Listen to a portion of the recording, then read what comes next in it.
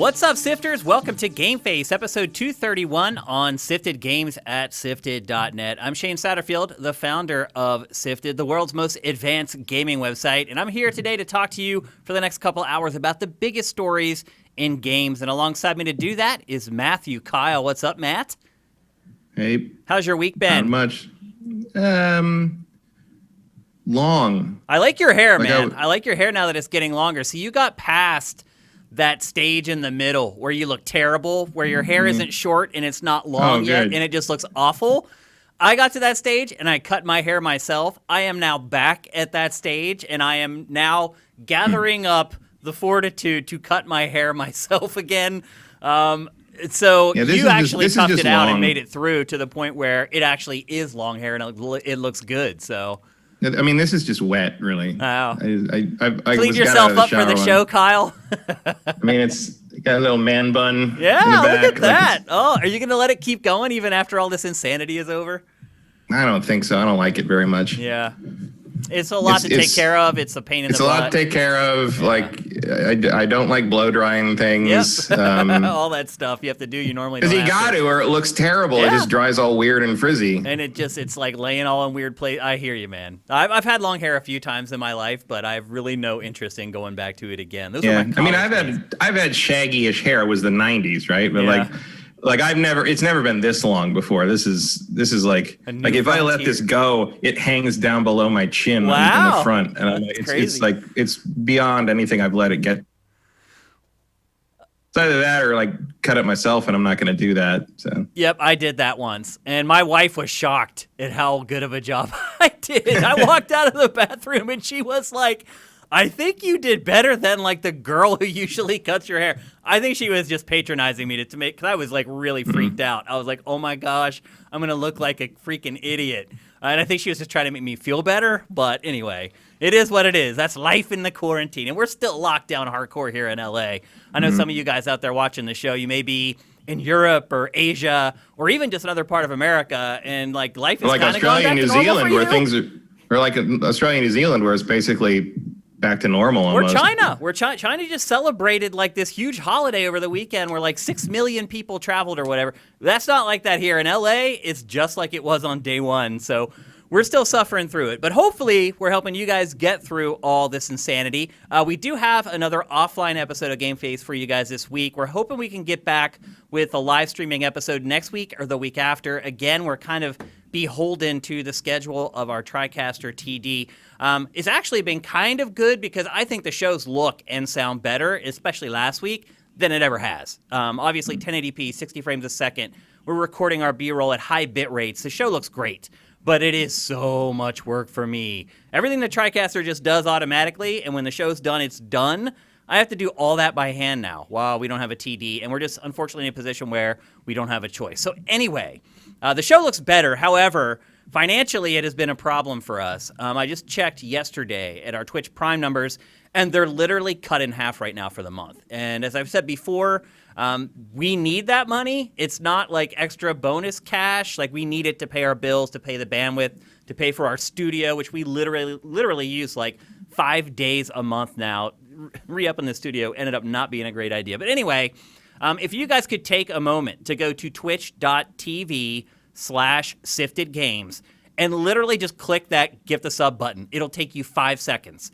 It makes a huge difference for us. And again, because the show isn't streaming live, we're not getting all the Twitch Prime that we usually get. And again, we need it. So I'd really appreciate it if you take a second. I did have a link up in the header of Sifted for a couple days. It's going to go back up here in another day or two because we literally need the money. So anyway, if you could take a minute to do that, we'd really appreciate it. We do have a great show for you today. 231, we got 3 pretty big games to talk about, some fun topics. I'm really excited to do it, but first, here's a word from our sponsor.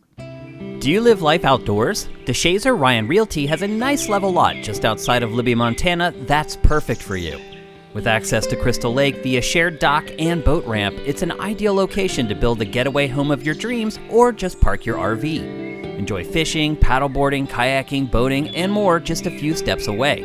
It can be yours for just $72,500. No matter where you live, contact Doug DeShazer at 406-291-1643 or DeShazerMT@gmail.com. Even if you're not looking for property in Montana, he can connect you with local realtors in your area who can help you. If you want to see more, head over to DeShazerRyanRealty.com. That's DeShazerRyanRealty.com. All right, once again, thanks to DeShazer Ryan Realty for sponsoring GameFace. Just like Twitch Prime, it makes a gigantic difference to our finances. So thank you very much. And again, let's keep the money in the family and support him if you can. Now, it's time for our poll of the week. I'll say this. I thought this was going to be the most popular poll of the week we've ever done. It ended up being the least popular poll of the week that we've ever done. I was way off on this one. And I think part of it might be that the story had broken way earlier than Matt and I talked about it, and then the poll went up after that. So the poll of the week was Xbox buying Bethesda. Home run, right? Everybody wants to voice their opinion on that. I think we got to you guys a little late to the point where you had kind of already digested it and figured out your opinion on it. So we did not get a crazy amount of responses, but we did get some great comments from you guys. Let's see. Let's look at the poll first. So there were 4 options. The first option was Xbox buying Bethesda. It makes me angry because I'm a PlayStation guy or girl. The second option was it's upsetting, but I kind of understand. Meaning if you're a PlayStation fan, you get that paying for publishers, paying for exclusive content is just part of the business. It's the way it works. The third option is it makes me bummed for others, but as an Xbox fan, I'm happy. So that option was for those Xbox fans who are very, very happy about the purchase, but also understand what it's like to be on the other side of the coin and being the person who isn't going to get those games going forward. And then the final option was just made me pre-order an Xbox, meaning it sealed the deal for you. It made you put down your $500. And with that, we will reveal the results.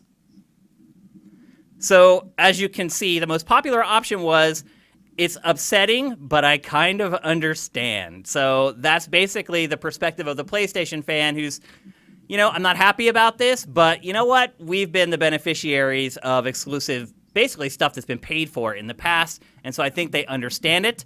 The second most popular was just made me pre-order an Xbox with 23%. So this purchase had a huge impact on your buying decisions. Again, surprised that because of that, we didn't get a huge response for this poll, but obviously you guys are really pumped about it. You think it's a big deal. The third most popular response, and right behind it with 21%, was makes me bummed for others, but as an Xbox fan, I'm happy. And again, that was the Xbox fan saying, sucks to be you, I get it, but yeah. And then the least popular option of all, with only 5% of the vote, was makes me angry because I'm a PlayStation guy or girl. So it doesn't look like too many of the dyed-in-the-wool PlayStation fans are all that upset about it.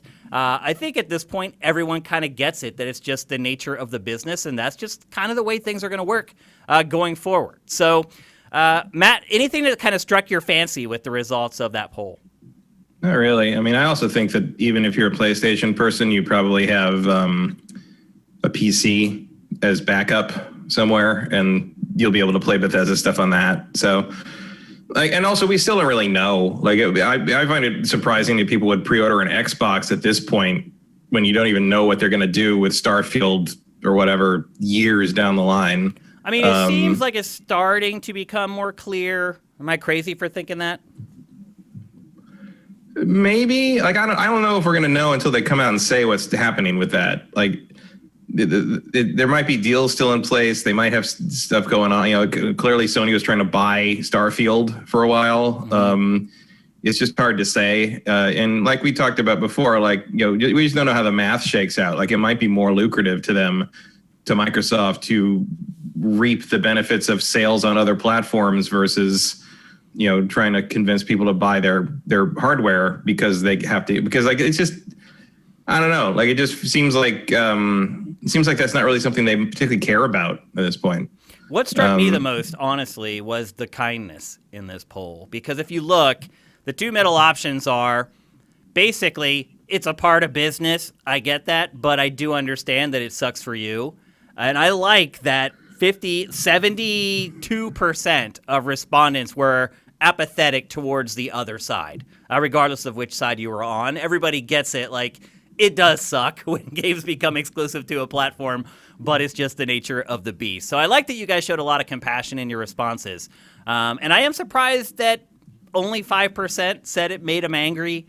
But again, I think that might be another function of the average age of the gamer on Sifted. You know, the average age is almost 40 years old. And so I think people are maybe a little more mature and look at things with a little bit more of a level head. We're pretty much a fanboy-free zone on Sifted. There's not a lot of like raging fanboys who come in and argue with people irrationally over their favorite console or their favorite game. Again, it's what I set out to do when I launched Sifted, was create a site where it would be that way. And it has actually worked out over time, because I think a lot of people come to the site and they don't fit in because they realize there aren't people here raging about the console wars. Like, what am I going to do here? I'll be bored. And they just leave. So early on, there were a lot of Nintendo people like that. But eventually, they all got squeezed out, too. You're right. In the beginning, a lot of Nintendo fans did come over, and they were acting like that. But eventually, they became toxic. They either got banned because they were acting like jerks, or they just felt out of place and left. So I'm proud to see the results of this poll, because it does show that what I set out to do with Sifted from the beginning is working, at least in some ways. So thanks for responding. I do have a couple comments from you guys that I want to read. The first one is from Magister. He says, I own nearly all Bethesda's games, but I do not really care about this, as first-person games are really not my thing. Now, if this makes more quality games come out from Bethesda and Microsoft, then great. I'll play them on PC. This will not cause me to buy an Xbox, today at least. He brings up a good point there. Like, we don't know everything yet. So maybe it's hard to say it's going to make you buy an Xbox, but I have a feeling that when we see that first real trailer for the Elder Scrolls 6, not just this little teaser thing that we've had to use for the last 2 years, when we see the first trailer of that game, I have a feeling some perspectives might start shifting pretty quick. And if Starfield is shown for the first time in full and it looks amazing, again, I think you'll start seeing more shifts in that other direction. So I understand what Magister is saying, but again, it's a little early to kind of figure out whether it's really going to have a huge impact yet. Let's see. Here's one from Erebus Jones. And he, for the record, he is excited about Xbox Series X. Just from being around him on the site a lot, he talks about it a lot. He plays everything else, he likes everything else, but he has been excited about Series X. And he says, I chose bummed for others, but I don't fully agree with the second sentence. I detest exclusive content. I'm still salty and boycotting the Avengers game because of Spider-Man, so to say anything else would be hypocritical. I like a man of his scruples. But not as an Xbox fan, rather a paid-up Game Pass subscriber. I'm really happy about this deal, as it's made that subscription even more valuable, and that's a great thing for me. I hope Bethesda games still come to other systems. I don't think they will. I tend to agree with him. I think we have another topic later on in the show where we're going to talk about how Bethesda is kind of distributing its stuff out right now. But I agree with him. I think on down the road, your chances of getting Bethesda games on PlayStation are going to be slim to none. And then here's one final comment from Toothless Gibbon. He says none of the above. He chose none of the options. And maybe that was the problem. Maybe a lot of people went to the poll and just never actually chose something. But he says none of the above. I believe the major IPs will still come to PlayStation, so I'm indifferent about it. I don't know, Toothless. That's a bold move, Cotton. Yeah, I don't know, bro. It would be pretty silly if Microsoft to allow like Elder Scrolls or Starfield to launch on PS5 day and date. It would be. At the very least, you're gonna have to wait. You're gonna have FOMO. You're gonna watch other people playing it for a year and a half before it comes to PlayStation. So there's going to be value there, I think, in the future. Now, not so much. But in a couple years when those games start rolling out from Bethesda, there is going to be a lot of value behind this. And that'll give Xbox a nice little kick in the pants for kind of the second lap, so to speak, around the 2 or 3 year mark. So it could work out well. So anyway, that's our poll of the week for episode 231. There will be a new poll up in the header at sifted.net here in the next couple of days. Make sure you jump in there and make your voice heard. And with that, it's time for the first real topic of GameFace 231, and we're going to discuss the biggest game that was released this week, at least in my opinion, and that game is Star Wars Squadrons. It is a Rogue Squadron-like-ish. No, it's not. It's really not. I was trying to warm it up, Matt, but you're right. It's not at all. I've had this discussion with Rogue Squadron is an arcade shooter. This and X-Wing are flight sims. Yeah. I don't know. I didn't feel like it was too much of a sim. Squadrons. Well, it would be categorized as a flight sim. It's more in depth than Rogue Squadron was. I'll say that. It would be categorized as a flight sim in the 90s. Like this is Wing Commander and X-Wing. Okay. And it doesn't have to be like Microsoft Flight Simulator to be a flight sim, but that's what we would describe these games as back in the day. It's hard to say what we do now because they don't fucking make them. You know, like it's like this and Rebel Outlaw Galaxy and Ace Combat, and that's pretty much it. You know, like the accessible, and Ace Combat's even a little too arcadey for that. Like it's a lost genre, really. It is. The setup for the game, it does have a plot and it does have a story. And I will say, one of the things I was pleasantly surprised by was how they presented the story. I really thought we'd get a lot of animated art stills with voiceover and text, but no. They have real-time rendered cinematics in the game, full voice acting, full facial animation, legit cinematics. Now, they're not mind-blowing or great, but they have them, and that was more than I actually expected. And then the plot basically follows a leader for the Empire who defects and joins the rebels and then leads a squadron of rebels. And that's kind of how the whole thing kicks off. Were you surprised by the story, Matt? Did you think it had more or less story elements than you expected? I mean, from what I'd seen in like the pre-release stuff, it's about what I expected. I do have some weird things. Like, so it's interesting. So it takes place after Return of the Jedi. Like the prologue mission takes place between Star Wars and Empire. Yep. Which is where the officer defects. And you play both sides. Like you start out on his squadron, and then it shifts to Rebel side, and you fly in on an X-wing, and he defects, and you escort him out.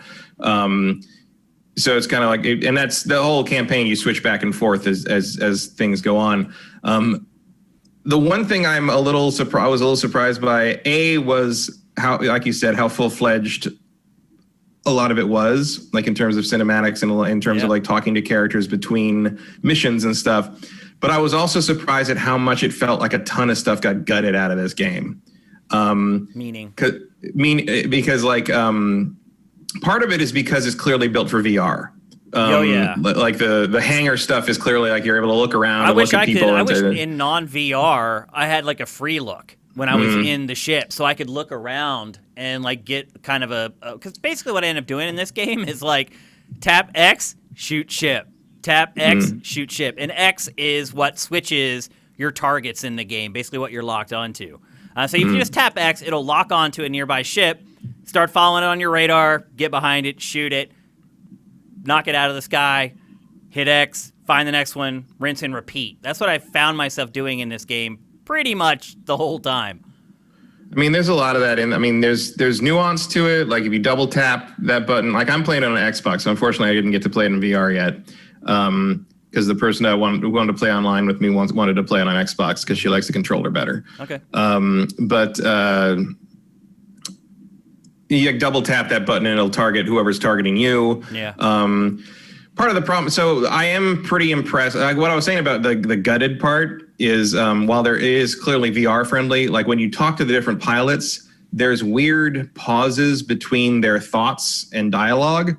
And I would bet money that you were originally going to be able to talk to them with dialogue choices. No. And that they would react to you. You mean like mid-mission? Like while the mission's going on? No, like in the between mission stuff. Oh, like in the hangar. hangar. Those little like vignettes where like in between like the fights where they start talking. Right, because there's spaces in those for responses. There is. Yeah. And you can tell that they're in, and sometimes like, especially on the Imperial side, there's things where like it feels like they're reacting to something you would have said. And so like I with no evidence for it, I don't know anybody who worked on this game.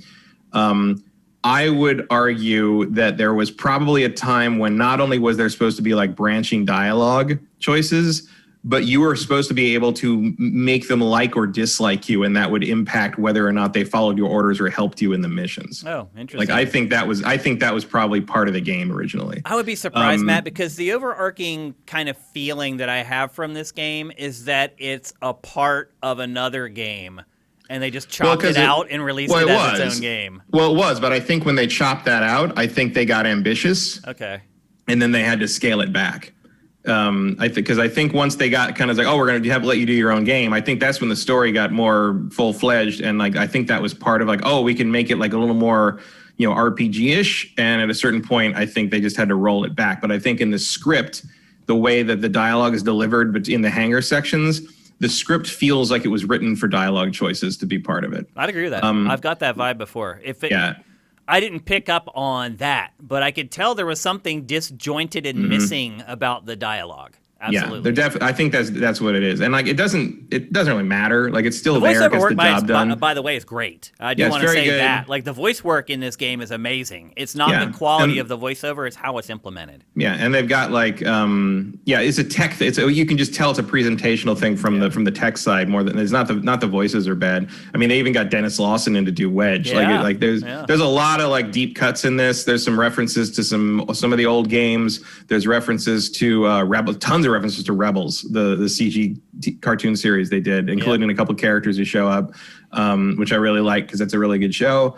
I love that they put the freighters from the old games in. Like that's the first time we've seen those pretty much since those old games, like those weird like flat ones with the big sides. Like those have not been seen since the old X-Wing TIE Fighter games. So that was cool. Yeah, I didn't know that. Those were only in those games. Huh. Like those were completely made up for those games. And it's like I got tons of notes if you want me to start ripping them off. Yeah, I mean, look. One voice I didn't like was Vader's. I don't think Vader sounds anything like him. They struggle with getting Vader right in all. They've always have, even back in the LucasArts days. Like sometimes they got it right. Sometimes they get someone who could do a good James Earl Jones impression, but it sounded like the processing was off. Like they've never James Earl quite Jones nailed. Died, right? No, James Earl Jones is alive still. Okay. Yeah, he's old, Why didn't they but just he's get alive. him to do it? A, he costs a lot. B, he's pretty much retired. And C, he costs a lot. Also, he doesn't really sound like. He also doesn't really sound like himself anymore. So he can't really do the voice anymore. If you watch Rogue One, that's him doing the voice, and you can tell he's struggling. Not the same. Yeah, and that's age. Age affects people's voices for sure. It just made mine crack. Let's see. Great audio in general. I will say this. Yeah. I think that they used the Star Wars license very well. They pour the music on, the sound effects on. The audio in this game in general is just great. The sound, the surround sound, the 5.1, the channel separation, the location tracking, just incredible. And in this game, which I also did not play in VR because I didn't want to puke all over myself, in this game, the audio is a huge help, especially when there's people there's ships trailing behind you. You can tell where they are behind you using your satellite speaker. So the audio in this game is great. I feel like they did a good job using sort of those assets they were given for that stuff.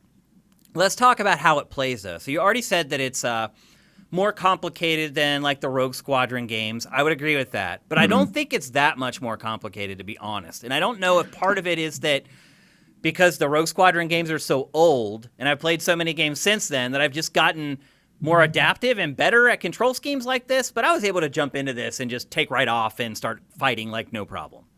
Well, the dirty little secret about basic flight sim stuff is that it's not that hard. If it was, planes would crash more.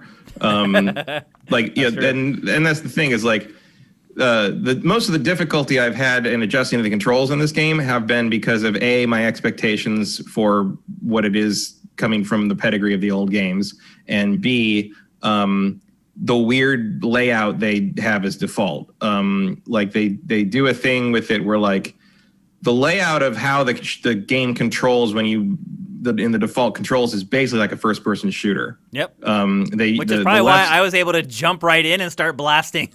Right. But like left stick is pitch up and down. Yep.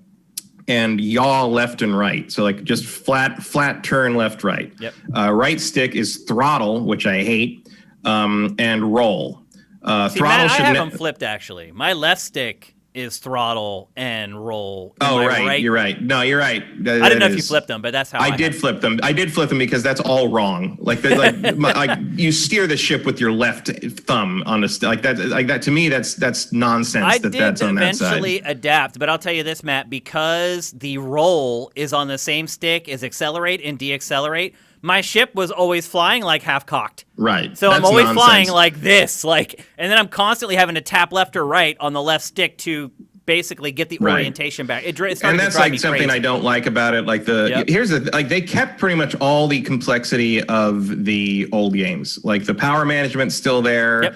The flight freedom is still there. Having to use all your targeting options to like keep track of where everything else is still there. Like they did not dumb this game down at all compared to the old games, in my opinion. I think they dumbed it down a little bit in the sense that they handhold you more during the missions and kind of like you got voices calling out like what you need to do next. Well, there's a whole lot of following in this game. but that's just modern video game design. Yeah, there's a lot of escort missions and following somebody through. Okay, now here's another skirmish. Finish the skirmish. Now follow me again, and then you follow them again, and then you get another skirmish. I mean, that is this genre. That is what this. And there's two ways to go about that. There is the way this does it, which is like, you okay, now this section of the mission's done, so you follow whoever to like the next section, and they sort of talk while that happens. Or there's the Wing Commander version, which when the action's over, you have the option to hit autopilot, and it just flies you through a quick cinematic to your next action sequence, which is how Rebel Galaxy Outlaw handles it. I might add. So that's just a philosophical difference. The X-Wing and TIE Fighter games have always made you sit through the boring parts. So that's true to form. I don't know if that's the real way to go about it. Granted, the story is pretty short. The meat of this game is the multiplayer. But here's my thing. So like we already talked. This game's only about 7-8 hours ish. I would say that's about right. Yeah. Also, like that's pretty good because look, there are some missions in the old games that are long. Like there are some hour-long escort missions in the X-Wing and TIE Fighter, and you don't need that anymore. No. So the controls on this game, like they're there. Like I don't like so I switched the controls around, right? Mm-hmm. Because like having roll on a separate stick from pitch is nonsense to me because that's not how planes fly. Right. A plane stick is roll and pitch, and then the yaw is controlled usually with foot pedals from your for the rudder. Yeah. But if you want to put it on another stick, fine. You want to put it on. So a lot of games put it on the shoulder buttons, which is fine. Like Ace Combat puts it on the bumpers, which is fine. But I switched roll to the pitch stick. And the problem is this game has some weird bug in it when you do that.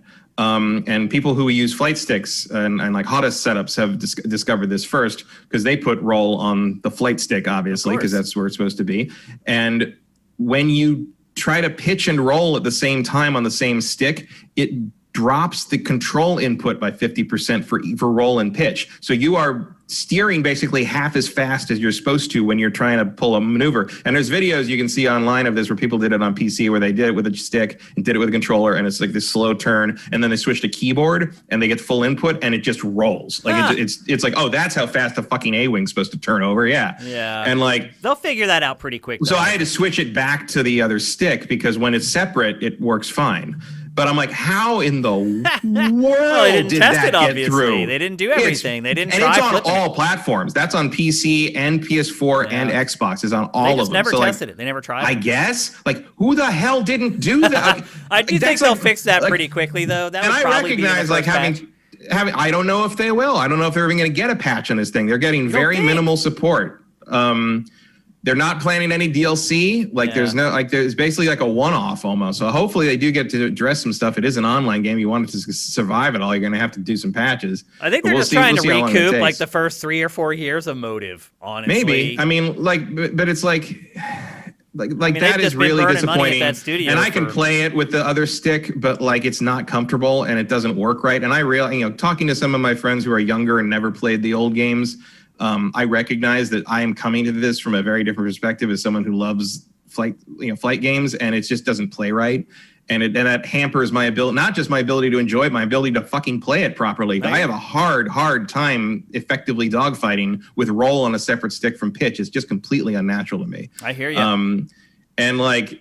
So I'm disappointed in that. And it actually puts a damper on wanting to play it. Like there are moments where I'm just like, oh, I could play Squadrons, and then I got to deal with a fucking roll thing. I burned out on this game pretty quick. I'll be honest. I played a fair amount of online, and I enjoy it. Like I enjoy it. It's good. The presentation's great. Like it's really cool to see all this stuff that I loved from these old primitive PC games portrayed with modern tech, modern sound, like you said, the graphics, the fact that it's as busy as a Star Wars battle should be, as opposed to like 5 TIE fighters versus you before, where the TIE fighters come in and there's like 10 of them, and it's like there's a whole soup going on. That's great. Like all all this stuff's great. Attacking, the big ships is great because you see all the different guns and they're all coming at you and you can target the separate systems. And like, there's a lot of really cool ideas in here.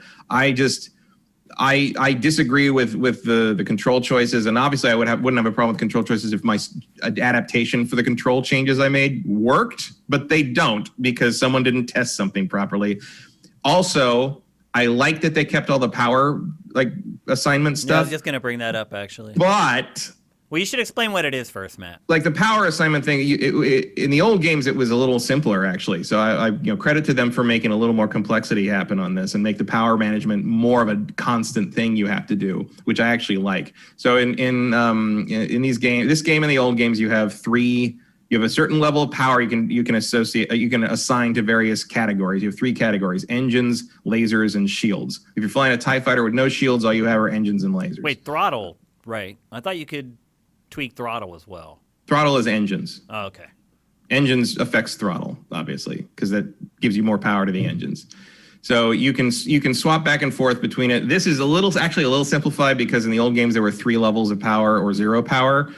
This is like you basically just pick which system you want to max out, or you can balance all 3. Yeah, you just tap the D-pad in a direction, and you can funnel all your power to lasers. So if you're in a battle, your lasers suddenly get a lot more power. If you're facing ships that are more powerful, you can initiate a shield that will protect you more.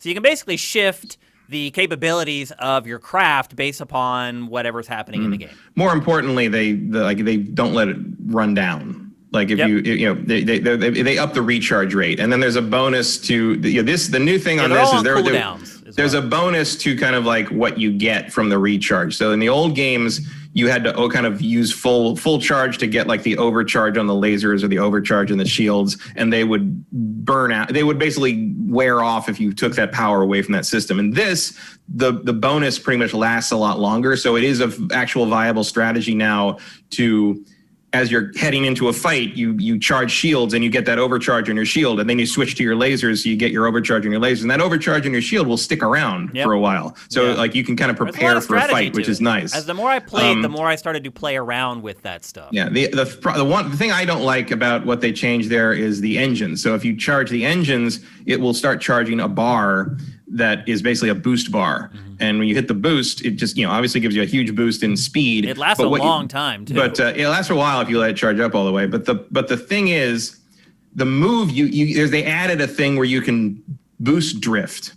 Where when you're moving quickly from a boost, you hold the I think it's right stick, and you can kind of do this like weird drift turn. Yeah. And that is basically how you have to fight in multiplayer, or you are never going to get your fucking target on somebody. Yeah, I was going to bring up and I feel like that breaks the flight aspect of things to the point that I don't feel like I'm playing a dogfighting game anymore. I feel like I'm playing some weird video game. Well, I feel like it doesn't break the mold of dogfighting video games. A lot of the same problems I had with like the multiplayer modes in Star Fox 64, I still have here. And it's that the game just turns into this, it's just everyone chasing each other's tails.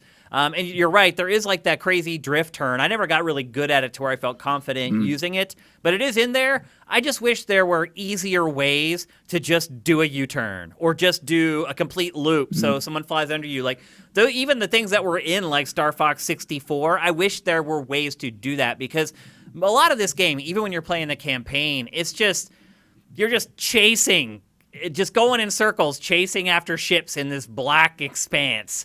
And it started to wear thin for me after a while, because one thing I was getting at earlier when I started talking about Rogue Squadron is that this game doesn't have any ground-based missions. And Rogue Squadron was mostly ground-based, and they give you a couple like free flight missions in space just to say they were there.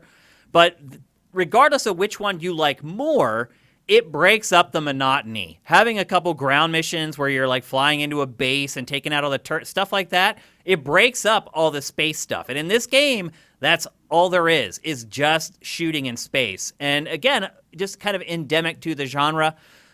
It just feels really slow a lot of the time because you're just in this blackness. And if you don't have any objects to use for a reference, you have no idea how fast you're going. So in like a lot of space shooting games, it seems like you're moving a mile an hour, and then you get to a ship and you come up on it and like you realize how fast you're going. And again, it's hard to ding the game for this stuff because if you're going to make a full 3D space shooter in space, this is kind of the stuff that's going to happen. But they're just things that kind of turn me off. I also had problems continuing to play this game, Matt. I really lost interest after like 2 or 3 hours. I just felt like I wasn't experiencing anything that I hadn't experienced before in a game. And then, having played all the Rogue Squadron games, I enjoy those more. I like them more than this game because they do break things up. There is a little more variety. I do like. They're also completely different games. They are, that's but I think most people are going to compare them. I think that most people are wrong then. Well, you're probably right. Most people are wrong all the time. And look, there's a whole generation that's more familiar with Rogue Squadron as how X-Wings fly than this. Yep. And so that comparison is inevitably going to be drawn, but it's like being upset. It's like comparing Dark Souls to Zelda to me. It felt very similar to me. Again, because Rogue Squadron does have space missions. I mean, they do, but they are not flight sims. They do not. You can't loop in. There's no dogfighting in Rogue Squadron. It's all on a plane. All I know is I've played a lot of Rogue Squadron, and I played probably 4 hours of this game, and the vast majority of it felt exactly like playing Rogue Squadron to me, except not as fun or as interesting. Well, see, I don't agree with that in any way. Like Rogue Squadron to me is like. For years, I love the Rogue Squadrons. You know that. I had to review them for a couple of them for the show. Yep. But to me, the Rogue Squadrons were good enough. If they're not going to make any more X-Wing and TIE Fighter games, that sucks. But Rogue Squadron's close enough. Someone who's a huge fan of those more semi-sims, for lack of a better phrase. And you're right. Flying around through space, there's only so much you can do. I do not want ground missions. It would never occur to me to want them in this game. That is not what it's about. Although I bet you if this game does well and they get to make a full-fledged game, like a sequel or a game that is not just, like you said, what was going to be an expansion to Battlefront 2 that was then cut out and made its own standalone thing. If they got to make a full-fledged $60 game out of this, I bet they would add. It would be probably more like Rogue Squadron, if only to make the bombers feel like they have more of a purpose. They have a purpose, yeah. It's funny. Bombers in space, it's like there's no gravity. Do the bombs have some magnet on them that make them go to the ship or something? They basically have heavy. They're heavy weapons. They're like a big punch to the capital ships, right? Yeah. But you can do bombing. And they do. There's a mission that halfway through the game where you have to do kind of like a trench run sort of thing in a space station facility. But you could totally do that on the ground. And ground based stuff has been more of a thing in the Disney era Star Wars. That's true. I didn't even think about that. There's ground battles in Force Awakens and with the X-Wings and everything. In the atmosphere, we'd never seen that before. That had never been done before, largely because of technological limitations when the other movies were made. But it was always the shot of the X-Wings flying over the water in Force Awakens, that's from an old concept art painting. Oh, really? And they finally brought it to life for that film. Well, they've wanted to do that forever, but the tech just wasn't there to do it. Now you got digital stuff, and you can we can finally do an X-Wing TIE Fighter fight in the atmosphere, and it looks great. Yep. So I think that would be certainly up there on their list of things to do if they did another one of these. Should they do another one? I would like to see them take another shot at it. Yeah, me too. I would like to see a more robust, all in. Yeah. Let's give them 3 years to make a game and see what they can do. Because I think even just some of the stuff that's leaked out of that studio, they can do storytelling. I'm not worried about that. Yeah, here's the thing though. And the story, the story's fine. But part of my problem with it is it's in the same mold of everything that is done with Star Wars in the Disney era, which is everything's got to be a fucking big deal. Yeah. Everything's got to. There's a secret project, and we're building this super weapon ship, and they want to stop it, and we got to stop them from stopping us. We got to get this secret thing over there. The old games were just you were a pilot. Yeah. In the rebellion, you were a pilot in the Empire, and you got to get through your career. And you end up in the middle of some of the big battles in the movies, and you get in TIE Fighter, you got drafted into the Emperor's secret ranks because you were so good at it, and you can just. But I would love if they did a full-fledged one. I'd love for to be able to pick Rebel or Empire. Don't make me mix the two. I feel like that's a little jumbly. And yeah, it's a little weird. And I also have some friends who they don't want to play the other side. Like they're like I want to play Empire and I don't want to deal with the Rebel stuff, or I only want to play Rebels because I don't want to be space Nazis kind of thing. So separate them out would be cool, and like just let you play like more of a slice of, I mean, I don't know, slice of life, but like I think you can take these interesting characters and all this like storytelling and just make it a little more average person, you know, like, you know what I mean? Like tell the story of a career, and like maybe that career can become something, you know, important, and it can build to something. Sure. But obviously they didn't have the time to do something that expansive on this, but I'd love to see it start really mundane. Let you see kind of like, you know, what it's like to be in this organization, just and then kind of rise up. Yeah. And rise up, and eventually like, oh, like this, you're pretty good. Like we should bring you into some of these other missions, and now you're part of like the, you know, Princess Leia's secret squadron or something like that. You're doing some crazy shit. Idea. Like that would be the way I'd go with it. Because right now I feel like this, like when you say like, you know, that the gameplay feels too much like the same, to me the storytelling feels too much the same. Not in the sense of like the writing's bad, but in the sense that tonally and structurally it's just the same story we've seen come out of Disney era Star Wars, except for Last Jedi, because Rian Johnson is a genius. Is the same kind of thing we've seen over and over again, where it's like everything has to have a super weapon, everything has to be for the fate of the universe, everything has to be the most important thing that's ever happened. You know, like it's like you can just tell a story. It's one of the reasons Mandalorian's so good. Yeah, because it's just about these characters. It's, you know, and maybe there's like huge implications underneath, but it's really about these characters. You know why they do that though? Because if you do that, then it's about the writing. Right. I know. It's way harder. It's very easy to just build something and blow it up. It's very hard to craft a compelling story. Oh, I know. J.J. Abrams literally blew up the whole franchise with Episode 9. Like, I mean, we know what that's all about. I'm just saying, like, there's room to play in Star Wars if you let it have the breadth. I agree 1,000%. And obviously, this is not the game for that, but it's just a thing where, like, I feel like you know what I was talking about having stuff cut out of the conversations or the between mission stuff. I feel that happening in Fallen Order too.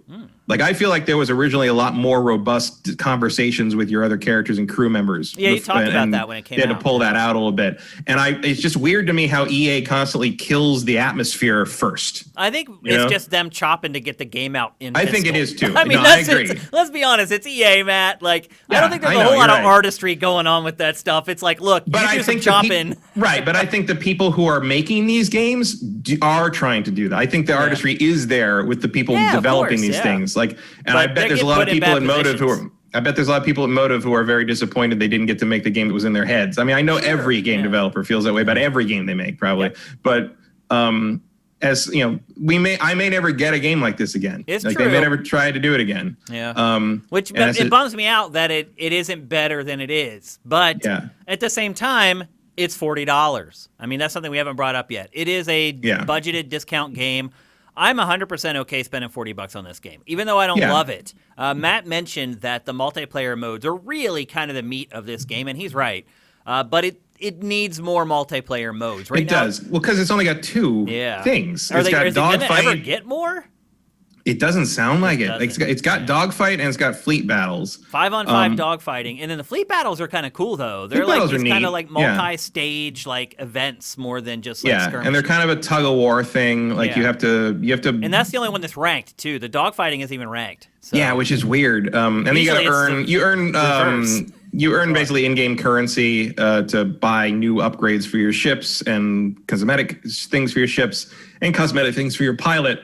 Legit upgrades, though, we should say. Like, some of the ship upgrades are real. They aren't. Oh yeah, you can mess with stuff a lot, and like usually they're not like just straight upgrades. Usually they are. Oh, this gives you this much more hull resistance, but you drop speed somehow or whatever. Usually, but you can come up with some really interesting builds with it. Like people have. You know, like I didn't like my favorite ship in all of Star Wars is the TIE Interceptor, and I didn't like how the Interceptor played when I first tried it out. But then, like once I put a couple of upgrades and tweaked it to the way I like to play them, like it became much more like what was in my head of how a TIE Interceptor should fly. No, you can definitely feel the difference for sure. Yeah, and I like what they did with the Interceptor and the A-Wing are my two favorite ships in the series, really. And like they're both interceptors, they're both very fast, but they did a good thing in this game that they didn't do in the old games, where the Interceptor and the A-Wing hit real hard. like they can chew through an average ship like twice as fast as an X-Wing. And really all that means is they are massive glass cannons, and they leaned into that really hard on this game, and I really like that. Like a lot of their decisions in this game, for all my criticism, were really good. For something that hasn't really been depicted since 1998, like they updated a lot of this stuff pretty much perfectly. It's just, it needs to have more. And I was also kind of hoping that they might add some DLC that put the B-Wing and the TIE Defender in there. But it sounds like they're not going to get any DLC unless this thing is a runaway hit, and I really don't know if it is, judging by its numbers on Twitch. Yeah, it doesn't seem like it. UK sales over the weekend were not extraordinary. Yeah. I mean, to be fair, is there a physical version? Is there a physical copy? Actually, I don't know if there is. That's a good point. I don't think there is. Yeah, I didn't see it in the UK charts at all. That would explain it. Yeah. But it is $40. It is cheap. Again, if you're a Star Wars fan, 100% go buy it. And I am, and that's why I'm recommending that at $40 you should pick it up, even though I'm not completely loving it. If you're not a Star Wars fan, I think if you're a fan of flight sims, you should just buy it, because you're not getting any of these. Yeah, although be aware of the roll issue. Yeah. Which again works if you can deal with roll and pitch on a separate stick, but I still think that that's is one ridiculous. Thing I think if they have to issue a patch just to fix that, they will do that. New content, who knows? But something like that, I feel like they have to. Yeah, I doubt. I mean, it has reviewed well, so maybe EA will lean into it that way. But like, I think you probably are right when you say that they're just trying to squeeze some residual revenue out of Motive after all this time. Yeah. The other thing that we should have mentioned too is that if you are into VR, and I haven't tried it and Matt hasn't tried it, but all reports have been that the VR in this is amazing. It is a great VR game. So if you're looking for your next VR fix, this is a great option. Yeah, I mean, it does come out of the VR mission they made for Rogue to promote Rogue One on the old Battlefront, which was great. And like, you know, if you get like a full, like I have a couple friends who did the VR thing with a full stick and throttle setup and like all that. And like, and the like video, and one guy's wife took video of him playing it for the first time, and you could see tears come out from under the VR helmet. Like, this is affecting people. Like, people are like, I got to fly an X-Wing, and I get it. Like, it's right. It is right there. Especially if you turn off. There's an instrument mode basically where you turn off all the HUD assistance, and basically you only can run off the instruments in the ship. Yeah, you actually touch like the buttons and stuff. Yeah, with the way, like, you know, it kind of like in the hangar where you look at the buttons, and that was in the Rogue One mission too, where you could hit the button to like open and close the cockpit or open and close the wings on the X-wing, or you could use the controller to touch the button on the side of the cockpit, and they all worked, and that was really cool too. So now you got TIE fighters and all the other ships to look at too. Like, and they know that because in the hangar stuff you can inspect the ships and just sit in the cockpit and look around. Oh, yeah. And in VR, obviously, that's going to be a lot more impactful. Yeah, so this game in general is more impactful if you're a big VR player.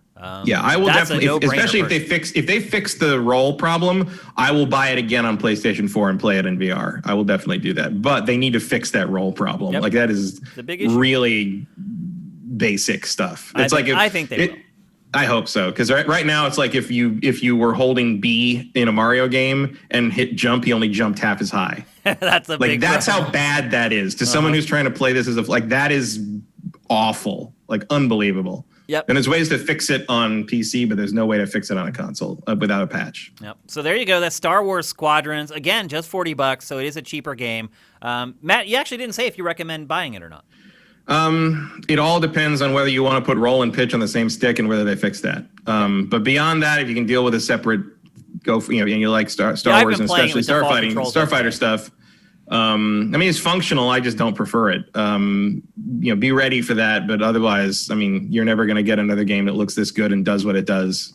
So, other than going back and playing X-Wing TIE Fighter again. So, do it. Support it. Also, that's it. Support it. Support it. Like, support this kind of game. You want more of it, you got to pay for it when it comes out. Even if it comes down to, like, supporting it to show that whoever gets the license next should make another one. Yeah. That's a good point. Yep. So we're actually shifting from one EA game to another. One new EA game to an old EA game that is being revived, and that is Need for Speed Hot Pursuit from 2010 is being remade. It's coming to PC, PS4, Xbox One on November 6th. And then it comes on November 13th to Switch a week later. It's including a remaster of a remake. That's impressive. Yeah. I don't know if this... Yeah, I guess you're right. It's a remaster of a remake. The 2010 game was basically a remake of Hot Pursuit, or at least a reboot. And now they're remastering that remake/reboot. Mm-hmm. Why? This is my question. Why is this happening, Matt? Why are all these old Need for Speed games coming back? Is it they can't make a good new one? Is that why this is happening? I mean, I think that's probably part of it, yeah. It's also, I think, they're trying to put something out in that genre, and they don't have anything right now. Criterion is working on a new game right now. Yeah. The thing I don't get is look, this is a good game. It's Criterion's first first Need for Speed game. It turned out pretty well. It also introduced Autolog, which ended up becoming this huge thing that ended up being duplicated and copied with varying degrees of success across the industry for like the next 4 years. Yeah. And we should explain. Autolog is basically just this always live social network inside the game. Where you can challenge people to races and things like that just on the fly. Back in 2010, that was a revelation. Yeah, it was basically constant meta mingle player. It was a huge deal. It was when a cool it came idea. out, everybody knew what Autolog was. And you even started seeing it then in shooters and all this other stuff. Yeah, EA put some version of it in almost everything they made for the next few years. Yeah. It was a big. And it's still here. Actually, it's still there. And I did too. I had to do I had to go to England and do. This is one of the games I had to do a preview interview thing with. And oh my god, all they talked about was Autolog. It was just Autolog. New feature, the groundbreaking. But it was like those things that always happen back then, where it's like, oh, there's a new feature. Like, cool. Can we get footage of it? We don't know. it's not ready yet. It's not going to be in the fucking segment, is it? Or we're just going to show random racing while we talk about this thing we can't illustrate. Cool. Yeah. But I really like this game. I will say, is not the game I would choose to remaster, in part because I think if you can play it on modern or last gen consoles or backwards compatible pretty well. Well, that's the thing. That's the whole thing about this. So people are like, why aren't they remastering the old Underground games? That would be my target. Because then you see a huge jump. Right. It's like you can already play this on the Xbox One X. Yeah, or PC. Right, and it already looks amazing. And in fact, they haven't done that much work to this at all. They've hardly touched up the visuals at all. It was already a really good-looking game back in 2010. So I don't know where the audience is for this. It's not old enough. I mean, most people who are gamers now were gamers back in 2010. It's only 10 years ago. So I don't know what... 10 years isn't that bad for a game that was maybe going to be trapped on a previous system. Right. But this isn't. This has been brought forward pretty easily. I still think if you want to remaster stuff that people would be interested in, go back to stuff like Underground. Agreed. If you remade Underground, it would be the best-selling Need for Speed since Underground. I guarantee it. Or at least go back to actual Need for Speed 3 Hot Pursuit. Which is a where game. You see a big upgrade from the remaster or the remake. Here, it's okay, now it's running in 4K. Does that really have any weight? Or here's something.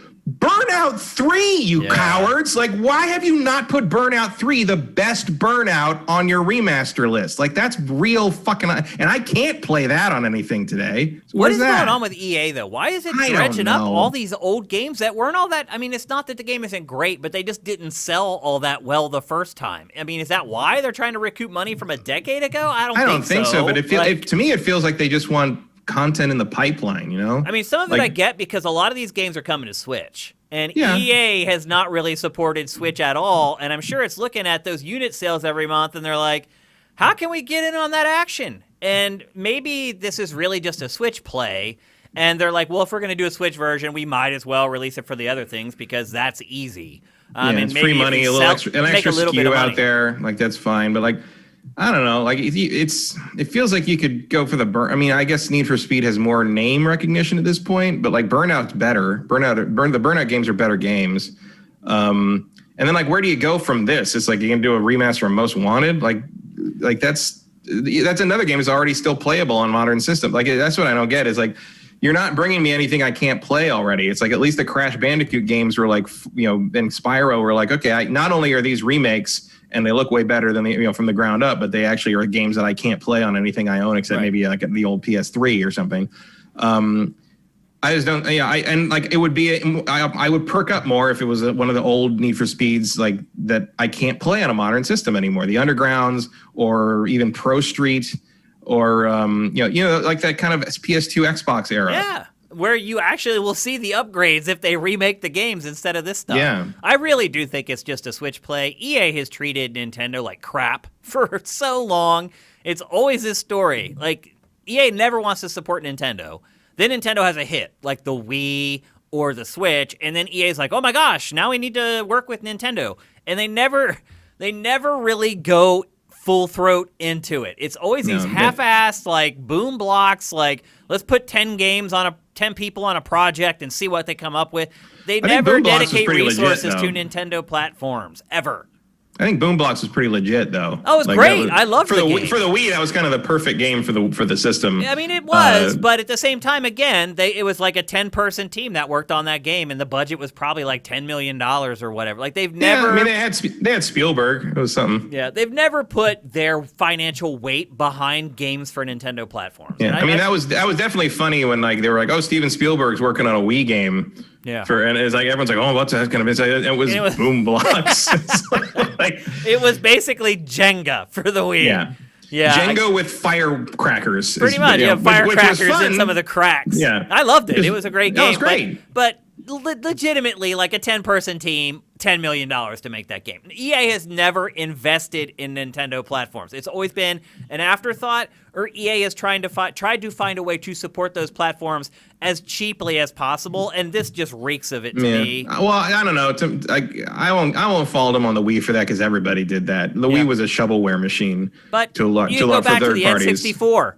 I mean, you can just go to every platform Nintendo's had since like the SNES, and it's been that way. Yeah, well, everything post Super Nintendo, like kind of the way Nintendo went with their hardware was sort of the opposite direction of how EA wanted to go with their games. Yeah. EA PlayStation was the leader, and EA's going to always follow the leader. Well, also because EA just wanted to lean in the CD stuff. Everybody did except Nintendo. Storage. And then with and Nintendo always has that kind of like weird thing where it's like, well, we're gonna do it, but we're gonna add this weird little thing that makes it harder to do for no good reason. Like the GameCube. It's DVDs, but discs, but they're half the size of everything else for no fucking reason and now whatsoever. They're using like SD cards for games, right? With some kind of and putting on an underpowered system, which it sounds like maybe that will be solved a little bit next year when the new system comes out, because like they're doing like there's all these rules about the frame rate needs to be unlocked because one day we might want to make them run at a higher frame rate. It's like that's interesting.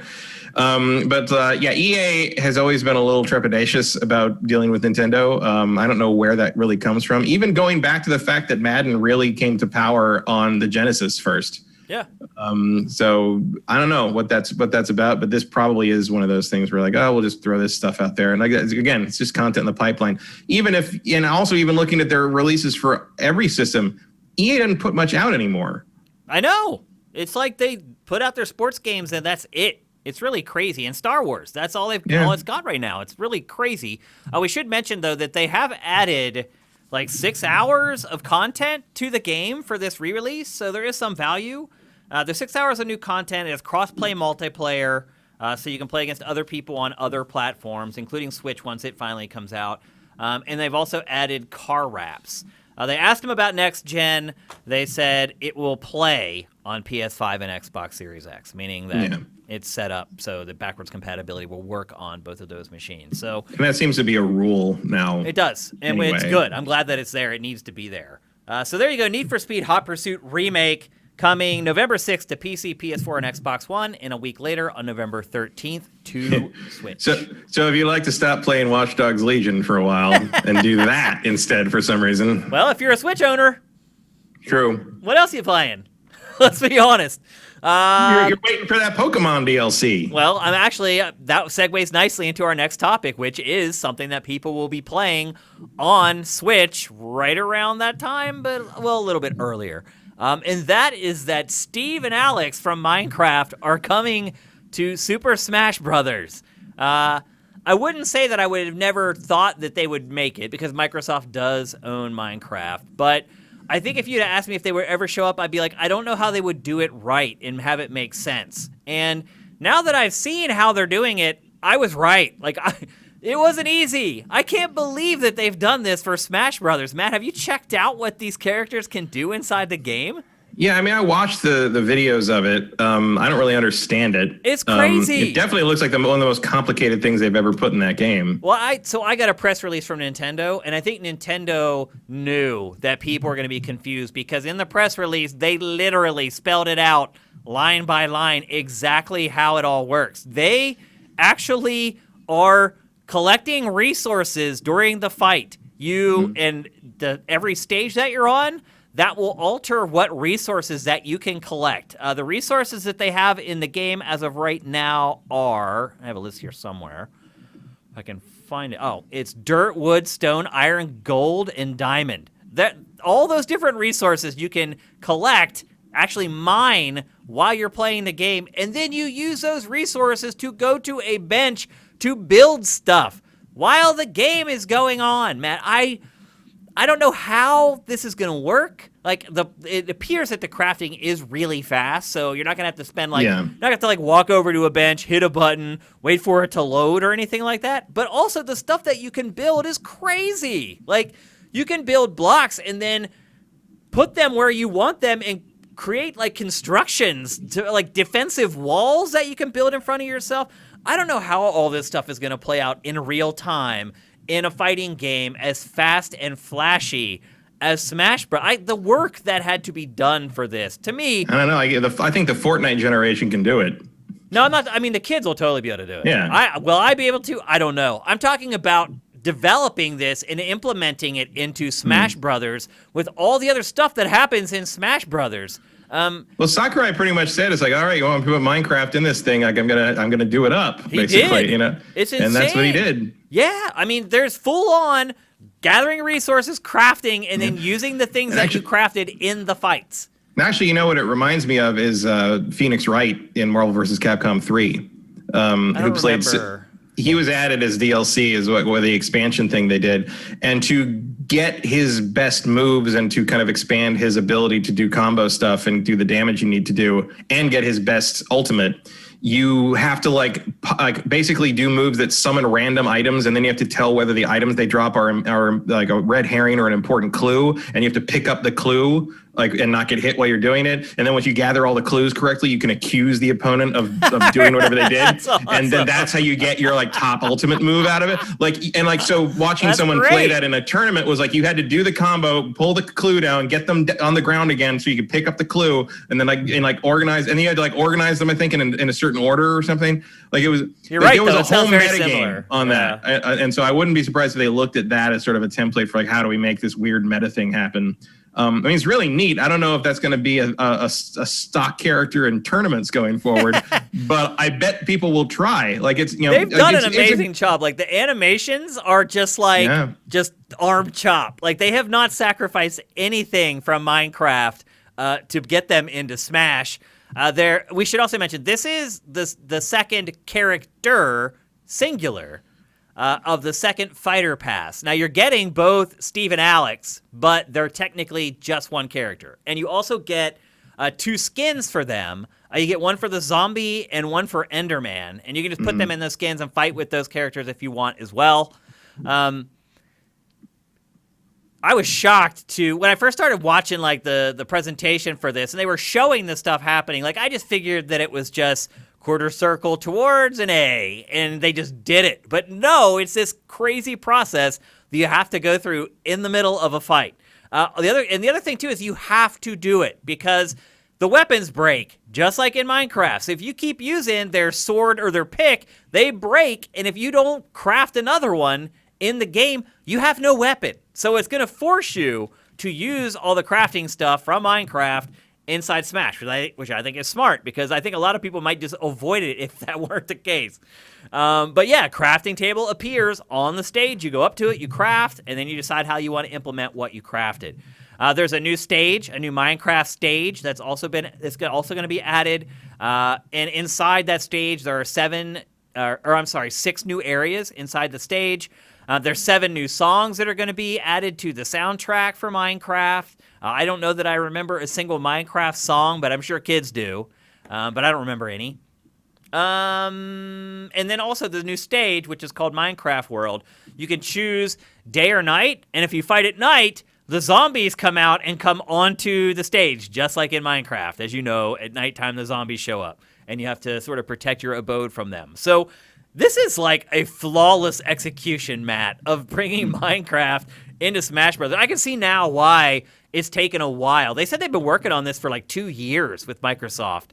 Behind the scenes to secure the license and figure out how it was going to work and then to implement it. And you can see it. Like, I have not really cared much about the DLC fighters for Smash, but this one I do. Like, even though I may not go and play it and learn how to play it, I will absolutely go and watch Let's Plays and YouTubers who are really good at Smash taking these characters over and working it. I want to see how it works, particularly within the context of a live match where somebody else is trying to pummel the snot out of you. So I think this is brilliant. Like, it really, really impressive. wasn't even aware of Phoenix Wright as far as what he did inside the game. This is the first time I've heard of something like this inside a fighting game. So I mean, very impressed. This is way more complicated than what Phoenix Wright was doing, sounds from what I can see. But also, like, there's people that know Smash Brothers so well that this will probably be a breath of fresh air to them to have like all this extra like complications to have to deal with during a match. Like this, be interesting to see like a match of like 4 Steves. Yeah, and everybody's running around trying to gather stuff and build like, stuff. I wonder too if like they've accounted for that. What happens if there's 4 Steves, they're all building stuff? Like, is the game gonna just melt and like crash? Like, I hope they've tested all that stuff because that could put a big strain on the poor Switch. But I'm guessing they did. It is Nintendo, and they're pretty on stuff like that. And then a couple other notes that we got are kind of around that announcement. There are 3 new amiibo coming next year. Banjo-Kazooie, Byleth from Fire Emblem, and Terry Bogard.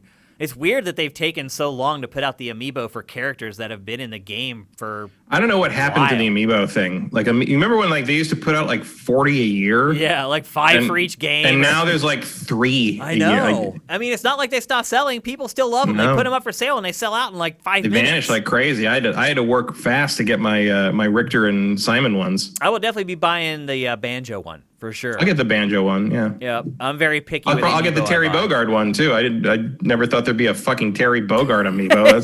It's crazy. I know he's been in the game forever, but, like, it's just...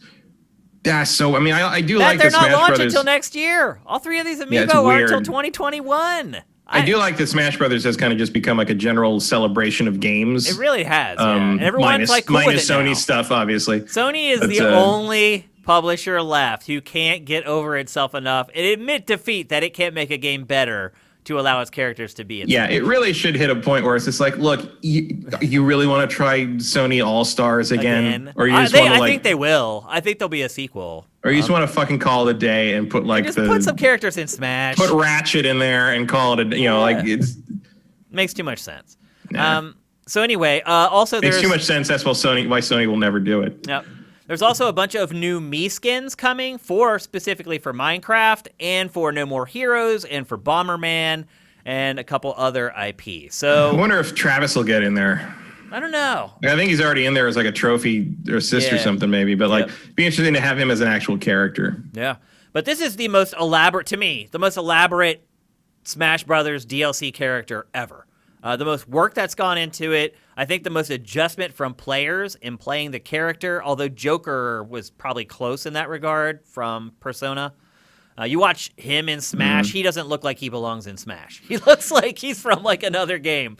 And I feel like the Minecraft stuff is going to be the same way. It's going to be so groundbreaking. Well, they're definitely like out to break the mold with a lot of these characters to try to also make a splash. And I mean, part of it might also just be like trying to keep the dev team interested. That's true. Like it's been so many years they've been making this stuff. Sakurai interested. How many times has he said he doesn't want to do this anymore? and he's not going to do it anymore. And then they just float a big check in front of him and they're like, bro, 10 mil for 3 years. You cool with that? Oh, yeah, okay. I love Smash. Fine. And I don't blame him. Like, if Nintendo dangled 10 million in front of me, I would go back and work on something I was sick of working on like that. So I get it. Yeah, that's about what it would take to make me work on like Splatoon or I love Splatoon, actually. Someone was asked me on Ask Shane Anything last week, like, what was the game that I play that, like, when I have downtime or whatever. It used to be Call of Duty. and then it was Tetris 99. It's actually turned into Splatoon 2 over the last couple weeks. It's become the game that I've just kind of picked up to play while I wait for dinner to get finished or whatever. Mine has definitely become No Man's Sky again after the recent Origins update. Understandable. That game just keeps getting better. It's pretty crazy what they've done. Pretty unrecognizable, and I've just found some new things. I got to upgrade my ship that I've had since like way in the early launch days. Because my ship was a little hampered because it's a full 48 slot inventory, but like it's before they started adding tech slots and letter grades to the ship, so it was sort of like a C grade with no tech. But now I found there was like new ways to get like upgrade modules, so now it's got everything. It's an S class. It's as good as a ship can be, and I'm like that felt really good to do that after all this time, and like now it's kind of outfitted to do some of the new stuff. Like those guys at Hello Games. They're nuts. I can't believe they're still putting this stuff out. They totally stuck with it. We're going to be doing our end of generation awards here in the next couple weeks. We'll probably dedicate almost a whole episode of GameFace to Matt and I handing out awards for the last 7 years is what it's been now. And I hope there's only one thing left that I want them to add to that game. What? And that is the ability to paint the goddamn ship. You brought that up so many times. They still don't have it? No, you can paint the freighters, but I'm still stuck with this ugly mint green fighter. I even know the color of your ship because you mentioned it before. Yeah. Maybe that'll be their last capper to finish it off. They'll be like, I think they haven't touched the actual actual starships in a while, so I think the next like mini update might be some new starship stuff. What was the name of the dinosaur you discovered again? Swagosaurus Rex. For the guy who discovered Swagosaurus Rex, we're going to add that last fix onto the game before we move on. I don't know if they consider that a good thing or not. But, it didn't make the game look good, that's for sure. No, I mean, I put it up just because I'm like, this is hilarious. And then like the haters grabbed it and ran with it. Yeah. But anyway, what I was getting at with the end of generation awards is we're probably going to have like some kind of like endurance award or something, and that will certainly be one of the games that would be up as a nominee for that. Although there is definite competition for that, like there's a lot of stick-to-itiveness in this generation, and a lot of it is paid off in the end too. Rainbow Six Siege would be another one that Destiny. Yeah, Destiny, absolutely. There's a bunch. That'll be a fun category. It's time to move on, though. We're going to talk for the last time about Watch Dogs Legion before the game comes out. It is the biggest release of the month. If you watched Dossier this month, you know it was the thumbnail. And undoubtedly the most hype game that is coming out here before October is all said and done. And this week, Ubisoft did its final big blowout of the game. It released a bunch of media officially. It gave the press a 3-hour time limit to play the game, and all kinds of information has been coming out. Although I think what I would say mostly about this round of preview coverage is that not a lot of new stuff was coming out, and that's a little worrisome, I think. Most of the previews that were published over the last few days have been, it's more like Watch Dogs than I thought it was going to be. A lot of the journalists in their reports said that they were very nervous about going to play this demo because they were told that they were going to be put into the middle of the game instead of starting from the beginning of the game, so they wouldn't have tutorials. And so a lot of them were nervous that they would get in there and they would just waste their 3 hours trying to relearn the game again. But no, pretty much to a man or woman, they all said that I jumped in, I was immediately able to just take off and play it because I had already played Watch Dogs before. So the game does not appear to be as gigantic a departure as maybe Ubisoft's marketing has suggested, but hey, what else is new? That's video game marketing for you. Well, I also think the departures are more in the details of what the characters can do. Yeah. And like the specializations more than anything else. Yep. The one thing I'm concerned about, and some of the previews touched on this and sort of made me feel a little better about it. The one thing I'm concerned about is you might run into a Banjo-Tooie situation where you feel like, okay, so basically if you combine all these different character types, they can do everything that like Marcus could do in Watch Dogs 2. Right. And instead of being able to do everything with one character, now I have to swap between characters to do basic stuff because this guy can't run a drone and this guy can't shoot a gun properly and this guy can't throw a punch. Like, so that could be annoying. There was some of that, though, in the Let's Plays. There is some of that, yeah. I watched it, and they would get frustrated. Like, some people would want to use, like, a spider bot, and they're good at it, and that's, like, one of their favorite gadgets. But they would have a recruit that didn't have that, and they would be forced to use some other gadget or strategy that they're not comfortable with. And maybe that's good in some ways, but I think some ways you want to force that, but also, I mean, some of it might just be that they were thrown in the middle of the game. And if you were in that part of the game in a naturally evolving save, you would have built your team into something you prefer. That's true. Well, they were able to build their team because that's kind of really all they did in that 3-hour demo was go out. That's what I think the meat of that will be. But I think that's sort of, I don't know. I'm interested to see how that all plays out. The one thing, what I will say is like watching a lot of the video clips people put up, the sort of emergent stuff that happened was extremely entertaining to me. I don't know if you saw the clip that M.H. Williams put up on Twitter, where he found this cop or like a whatever the what's the called like guys? Antioch or what's Albion. Albion. But what's the the name of the OS that is the bad guy in all the games? C something, C Tech, C. You know what I mean. I know what you're talking about. Yeah. But he's basically beating up this woman, trying to arrest her or whatever, and he walks up and uses his phone to tag his implant and electrocute him briefly to distract him. And as the Albion troop guy like twitches, the woman he was beating up like recovers and gets up, and then she pulls a stone cold stunner on him and just walks away. And I'm just like, if I wasn't already going to play this game, now I am going to play this game. And it's amazing. Like you can hear the glass break stone cold sound as it's amazing. And someone put that on there. That's great. I like discovering stuff like that. Yeah, and like he had another video where like another arrest was happening, and like without any prompting from him, all the citizens on the street where it was happening just decided to beat the shit out of the Albion guy and let the person get away. And I'm just like, this is the stuff that I'm here for in this game. Like that's what I want to see. That's what I'm here for in open world games in general. Yeah, like that's the type of stuff that I play these games for. Now Ubisoft for its part finally divulged the plot of this game. We knew it was taking place in London just from all the trailers and some of the stuff that it had said previously, but now it has finally revealed the plot. It is set in London. London gets bombed by a rival hacker group, and basically DedSec, which is the hacker group that you've been a part of in prior games in the series, is framed for it. Is this starting to sound familiar to anyone? And then DedSec has to reform and rebuild by recruiting people. This sounded familiar to anybody? Matt? What is that plot? I don't know. What are you getting at? Avengers! It's the same exact plot as Avengers.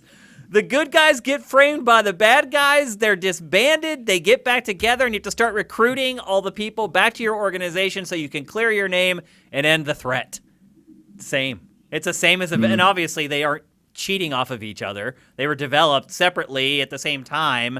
But yeah, it's basically the same exact plot as Marvel's Avengers, which is a little weird, but more than a worthy setup. I mean, I also think it's a pretty natural plot for DedSec. Like DedSec is sort of a shady organization being framed for something. Kind of happens in 2 as well. And in 1, they actually are a terrible organization. Oh, yeah. So like there's history there. I would be surprised if the DedSec parallel in this game isn't more Antifa. I would, because the director has said, he's like, yeah, it's a very political game. Like whatever Ubisoft manager wants to say. Finally honest about it. There's no politics. It's just a totalitarian state taking over London. There's no politics to that. What? There was some more stuff that came out though. For one, there are districts in the game, and you have to take them over. Again, we knew this was not going to be that much of. We're going to reinvent the open world formula on this thing. Yeah, it's a Ubisoft trope. It's in pretty much all its open world games, and it's in Watch Dogs Legion. At this point, especially after the Breakpoint thing. Not that I was ever fooled by the Breakpoint thing, but like if you really look at some of their early like marketing stuff for anything and think they're really reinventing the wheel on these games, that's on you. Yeah. Like they are never going to do that. Assassin's Creed Valhalla is going to play like Assassin's Creed Odyssey with like 2 different control tweaks. Like that's all it is. If you're expecting anything else, that's pretty much it. Like I don't know what's wrong with you because like we know their MO. We do. At this point, everyone knows their MMO. If you've been watching GameFace, you have no excuse for not expecting something exactly like this. And guess what? Beyond Good and Evil 2 is going to be the exact same fucking thing, except we will have a Z-axis. Like, that's it. Like, it's going to be Watch Dogs Legion in space. Yeah, that's probably pretty accurate. Now, like I said, there are districts, and you are charged with taking them over. There is an uprise meter that is assigned. That is assigned to each district. That's what it is. CTOS. Yeah. That's what it is. And once the uprise meter hits the hilt, then you are presented with like a big mission, like a multi-part mission where you have to, up she rises. Yes. Yeah, well exactly. And then once you complete that mission, then you've basically synchronized that area, and it even has like a cinematic where the fireworks go off, showing the area. It's a very Assassin's Creed. You're basically going in and taking over territory. And taking Although, to be back. fair, my favorite Assassin's Creeds have been the ones that really emphasize working as a group. I agree. In terms of where you recruit the territory assassins thing. And all that. Yeah, I love that. Yeah, like Syndicate and Brotherhood, I think did that the best, and I'm kind of like I'm on board for that. Yep, I'm totally cool if it's fun to play, if it's like fun to play moment to moment. Cover mechanics are like insane. There's like 3 different states when you're behind walls, which is important because whether you like it or not, you're going to have to use stealth in this game. Sometimes you're going to have recruits that don't have any other abilities, but they're really good at stealth, and you're going to have to use their stealth abilities. So the cover system is important, and it looks really good, although I will say this, the run animation looks really bad. I was watching it, and it's like shades of Grand Theft Auto. It's like you have this amazing game with all this amazing stuff happening, and then the lead character is running like he's got a corn cob jabbed up his ass. Like I think that's variable. I'm sure the old people run differently. Yeah, a lot of different characters have different run cycles, but like whoever that is, I don't know who that is you're talking about, but like it was like an adult male, and I'm guessing that run animation is going to be used for probably all the adult males. I believe the animations are more related to class. No. Okay. Or more to like if you like a brawler runs a certain way and a tech guy runs a certain way. Yep. But what really struck me the most, just by watching all the Let's Plays and the trailers that Ubisoft released and the B-roll cut into impressions, was the variety. We were talking earlier about Squadrons, how I felt the mission objectives started to wear on me after a little bit. Watching all the footage for this game, it's just one crazy thing after another. Like I saw on the Easy Allies preview that they did, that there was one section where Bloodworth was just controlling one of the spiders, and the whole level is a 3D platformer, and you're just controlling the spider in this elaborate 3D environment, and you're trying to get up to the top of it. There's obviously tons of vehicle stuff, there's the hacking stuff, there's tons of puzzle solving, there's shooting, there's more gadgets in this game than probably any game ever made. What is really striking me about this is it's not going to be one of those open world games that really grinds me down quickly to where I'm like, I can't save another person. I can't invade another building and kill everyone inside it. It looks like there's going to be a lot more variety in this game, which has me really excited. Yeah, I mean, there's always been attempts at that kind of variety in the Watch Dogs games, especially the second one. Yeah. I just have felt that, I've always felt like the Watch Dogs games are a great idea that has never gelled. I'd agree. Yeah. And they, and I think they agree too, because clearly they put a totally separate team with a totally separate tone and some totally separate approach on Watch Dogs 2 after the first one. And I don't hate the first one. I think Aiden Pierce is one of the worst protagonists ever put in a game. But I think I played it a couple times on various platforms, and I think it's kind of fun. It's not I've never finished it because, like you say, it wears me out after a while doing the same things over and over again.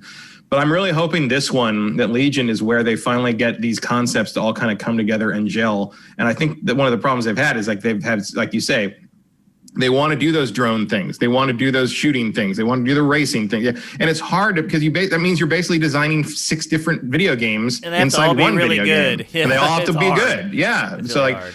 Hopefully they've taken their time on this one. They gave it to another team. I think maybe they got it this time. Maybe they pieced it together and it's going to work this time. I hope so, because I really like the concept. I'll say this: I'm really excited for this game. I am legitimately jacked up to play Watch Dogs Legion. They've sold me at this point enough to want to really give it a try. Yeah. I'm happy about this. I would love to see games take place in London more. Me too. Open world games in London. I've always been the thing. Why are they always here?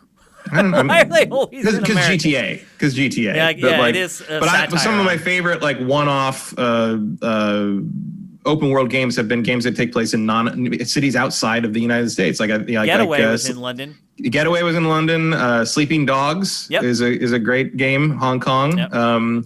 That's a lot of fun. Like, take it outside. Go somewhere else. America every freaking time. That's why I like Assassin's Creed too, is because they take you different places every time. So I think this is a cool thing. Yep. And then Ubisoft just basically dropped all the rest of the final details that anyone needed to worry about before the game came out. I guess they're just going to spend the next couple weeks just plastering us with advertisements online and on TV. But the final details, a free online multiplayer update is coming. But here's the catch. It's not coming until December 3rd, so the game will have been out 5 or 6 weeks. Plenty of time to finish the campaign, obviously, before you jump into multiplayer. Free single-player content is coming in 2021. Free again. And then a season pass is also coming in 2021 with multiple crossover characters from other Ubisoft properties. Yeah, they're going to be. I think they showed. I can't remember the name, but it's the guy with the mask and the hood from Watch Dogs 2 with the digital facial expressions. And there's an Assassin's Creed character coming as well. So there's lots of post-launch content coming for it as well. And it looks like most of it is going to be free, which is always good. And of course, it's a Ubisoft single-player action RPG, so you know that campaign is going to be gigantic. So everything is shaping up pretty well for Watch Dogs Legion. I do know that it is a franchise I think a lot of people associate with getting burned. Would you agree with that? Yeah, I would agree with that. I mean, certainly the first game... Misdirection... The first game was because of it was the first next-gen thing we saw. Right. Even though Ubisoft didn't admit it at the time. And then when it came out, it totally didn't look like that. Yeah. I think Watch Dogs Legion is finally looking kind of like the original video for Watch Dogs 1 at this point. Like there's some lighting stuff in that. True. Some of the stuff that was in that first trailer, I think, is finally starting to be implemented legitimately in the franchise. Some of the fabric and collision physics on the fabric and some of the lighting tricks, like we're only just seeing now. Yeah, real time. And Watch Dogs 2, I think, Watch Dogs 2 is sort of a beautiful half miss, I think. And I'm biased towards that game a little bit because it takes place where I grew up. Yeah. And it's actually a really great depiction of where I grew up. It's the only game that I know of that has San Mateo in it, which is the city I was born in. It's the best Bay Area in a video game ever. It's fantastic. Yeah. And it nailed I will always give Watch Dogs 2 credit for one of the greatest. Because I grew up in kind of down the peninsula for a lot, Palo Alto. The upcoming tech Silicon Valley world was sort of where I came from, as well as San Francisco itself, because we would go there all the time. But there was early on playing it, I went down to Palo Alto in the game to see how it was, and there was a moment where I was riding a motorcycle really fast down what was probably supposed to be University Avenue, and I made a mistake and I bounced off something and I hit a wall. I basically went off into the sidewalk and smashed into the wall of a building, and hit the ground. The bike blew up and I landed on my back. And this woman walking by goes, "Oh, I hate that crunch sound," and just walks away. And I'm like, that is absolutely Palo Alto. That is it. Yes, that whole thing. Oh, not worried about you dying. Your horrible near fatal injury has really ruined my day. I hope you're happy. That is absolutely what would happen there. Yep. It was perfect. Yep. So Watch Dogs Legion coming soon. Just to hear in a couple of weeks. You don't have to wait much longer, and I think it's shaping up to be really something good. But we'll find out soon enough. Next up, we're going to talk about something I teased a little earlier when I was talking about how we were already starting to see how Microsoft was going to deal with distribution of Bethesda's content now that it has purchased Bethesda. And part of that manifests this week. In fact, I think it was yesterday it was announced there are 2 Bethesda-driven collections that are coming, basically repackaging old games into new products. Out of nowhere. Out of nowhere. Well, is it out of nowhere after Microsoft purchased Bethesda? I guess, but it's just oh, wow, that was fast and kind of weird. Does it seem kind of weird to you? It definitely seems weird. It seems like especially for games that they have put these games on deep discount so many times in the last couple of years. I think I got Prey for $3 on Xbox One or something. And the idea that anyone who is interested doesn't already have these is sort of odd to me. Okay, so we're clear on what's in each of these collections. The Wolfenstein Old History Collection includes all 4 games from Wolfenstein. Also Youngblood. I was actually surprised that they rolled Youngblood in there because it's a relatively new game. Yeah, it's like less than a year, right? Now, it was a budget game. It didn't sell for full price, and it did not sell very well. So maybe they're just you know what? Screw it. What's new? We'll just toss it in there. It is a Bethesda game. Yeah, is there a price point on that? Yes, that one is $80. I mean, that's not bad for four games. $80, not bad. Then the second one is called the Dishonored and Prey, the Arcane Collection, and that includes Prey from 2017, Dishonored, and Dishonored 2, and that sells for $60. Does that also have the Dishonored 2 like expansion thing? Yep, all DLC included and all this stuff. So those are pretty good deals, I think. Yeah. I mean, if you spend $80 for those 4 games, I think you're going to be pretty happy with your purchase. If you spend $60 for those 3, I think you're going to be pretty happy with your purchase. I think the bigger question here is, or maybe, I mean, look, I think I actually bought the Prey Dishonored bundle already on Xbox One for like $15 about 6 months ago. Like, that's what I don't get is like they have blown these games out. Even, I mean, they've been bundling the Dishonored and Prey stuff together for a long time, at least on Xbox that I've seen. And now, are they doing anything to them to make them worth $60? Or is that just not? They're just like, hey, we have these good games that nobody bought. Maybe if we put all of them on one disc, people will care. I don't know if they will, but really what the bigger question for me here and what struck me the most about this story is how quickly things are moving at Bethesda after the acquisition by Microsoft. Now, I'll just say this before we start talking about this. I've had a couple people come after me on YouTube, surprise, surprise, and say, or come after us really, and say, that deal's not done. They don't own Bethesda. Literally, I've had people come to me and be like, you shouldn't even be talking about this stuff yet because the ink has not been signed. And they're right.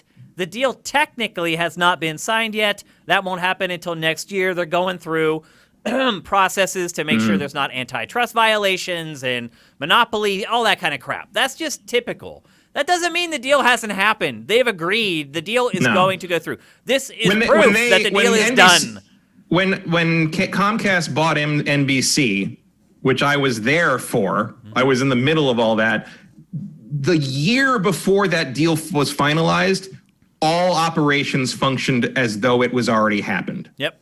Like nothing is going to stop this train. I promise you. It's a done deal. It's done. It is over. There's done. no, and I'm guessing these people and are if probably, it wasn't done, you wouldn't know about it. Right. And I'm guessing these people are probably PlayStation fans who are very upset that these games are probably not coming to PS5 and they're just holding out for anything. The only thing that could really stop it is the antitrust thing, and there's no reason to think there'd be any kind of antitrust issues with buying Bethesda. They're not big enough. Like, not at all. Bethesda's not big enough. There's no way that anything like that's going to stop the deal. So the deal is happening, and they're already acting on it. Let's be honest. Like, Bethesda's not going to do this. Unless it has the blessing of Microsoft, and it has. And the final twist of all this is that an Xbox Series X version is coming of both of these collections. However, an official PS5 version is not coming.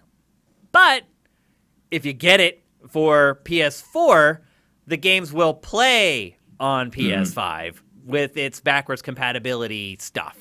Yeah, so, I mean, that makes sense. I wouldn't expect a separate PS5 SKU for this. Yeah, but they are creating a separate SKU for Series X, which is interesting. Yeah. Well, even though they're not enhanced, really. Right. But like that seems to be a pretty clear road sign of how they're addressing this going forward. Yep. It looks like if there's a PS4 version of something from Bethesda, then you're good. But there's not going to be any more extra work going forward. Nope. And if there's not a PS4 version of something, you're never getting it on PlayStation 5. That seems like a pretty reasonable assumption. And I think it's reasonable from Microsoft and Bethesda's perspective as well. It's like Microsoft bought them for a purpose. It's to help them grow their business. Well, also like, why bother? You know, like you sort of walked that path already on PS4, and there's a lot of those games didn't sell, so why throw more money after it, you know? I mean, I kind of feel that way in general about these collections, but it obviously didn't cost you anything to bundle them up and put them in a different configuration on the Xbox store. Yeah. And you can probably make a Xbox Series X version pretty simply, like once you got access to all the internal stuff for that. Like Microsoft probably has teams can do that on their own, judging by what they've done with backwards compatibility on the Xbox One with games that they didn't need to reprogram. They didn't even need Rockstar's help to make Red Dead Redemption 1 look like that on the Xbox One. So it sounds like Microsoft sort of has that in hand. Whereas with that for a PS5 version, you might have to even work with Sony, and clearly those days are over. So in the case of a PS4 collection, it sounds like that's probably just like, okay, just bundle these together on the store and call it a day. You know, like that's nothing. To me, this was kind of a subtle way that Microsoft and Bethesda are kind of signaling this is kind of how it's going to happen, without overtly angering PlayStation fans who are ultimately going to be left out in the cold with some of Bethesda's biggest games. But that's certainly the way seems it is. like it. That's just the way the industry works. Unless like 6 to 8 months from now they put a PS5 version of the collections out. Yeah, you think they might do that? No, because they're already PS4 games. Yeah, I mean they probably could, but I don't think they will. Yeah, I don't see any their new PS4 code games being created to run on PS5. I guess. Also, the other angle on this that I think has not been talked about too much, to qualify as a PS5 SKU, you might need to take advantage of the PS5 hardware in a way that these just simply won't. That's a good point. Yeah, you're right, as a SKU. Not something that you're just like downloading and it just works. If you're just gonna it's a PS4 game that's running on a PS5, that is one thing. But to make it a PS5 version, like it sounds like you probably would have to like optimize it at least to take advantage of the pipelines that Cerny talked about. There's no way they're going to do that. You're not doing that. Even if they hadn't been bought by Microsoft, I don't think they're going to do that. You know, they like Siri. I don't know. They had to. I don't think they would have. I think you're just throwing good money after bad at that point. They'd still sell 8 million copies on PlayStation, even if it was busted. I mean, it happened with Skyrim. Yeah, but I mean, you just bundle the PS4 one, and that's still going to show up in the PS5 store, and you're still going to sell what you sell. I don't think Bethesda will be writing to PlayStation 5 ever. I don't think they'll ever write new code for PlayStation 5. I think if any of their old games will get up and work on PlayStation 5, cool. Anything where they have to do work, it's not going to happen. That's my take. Why would it? At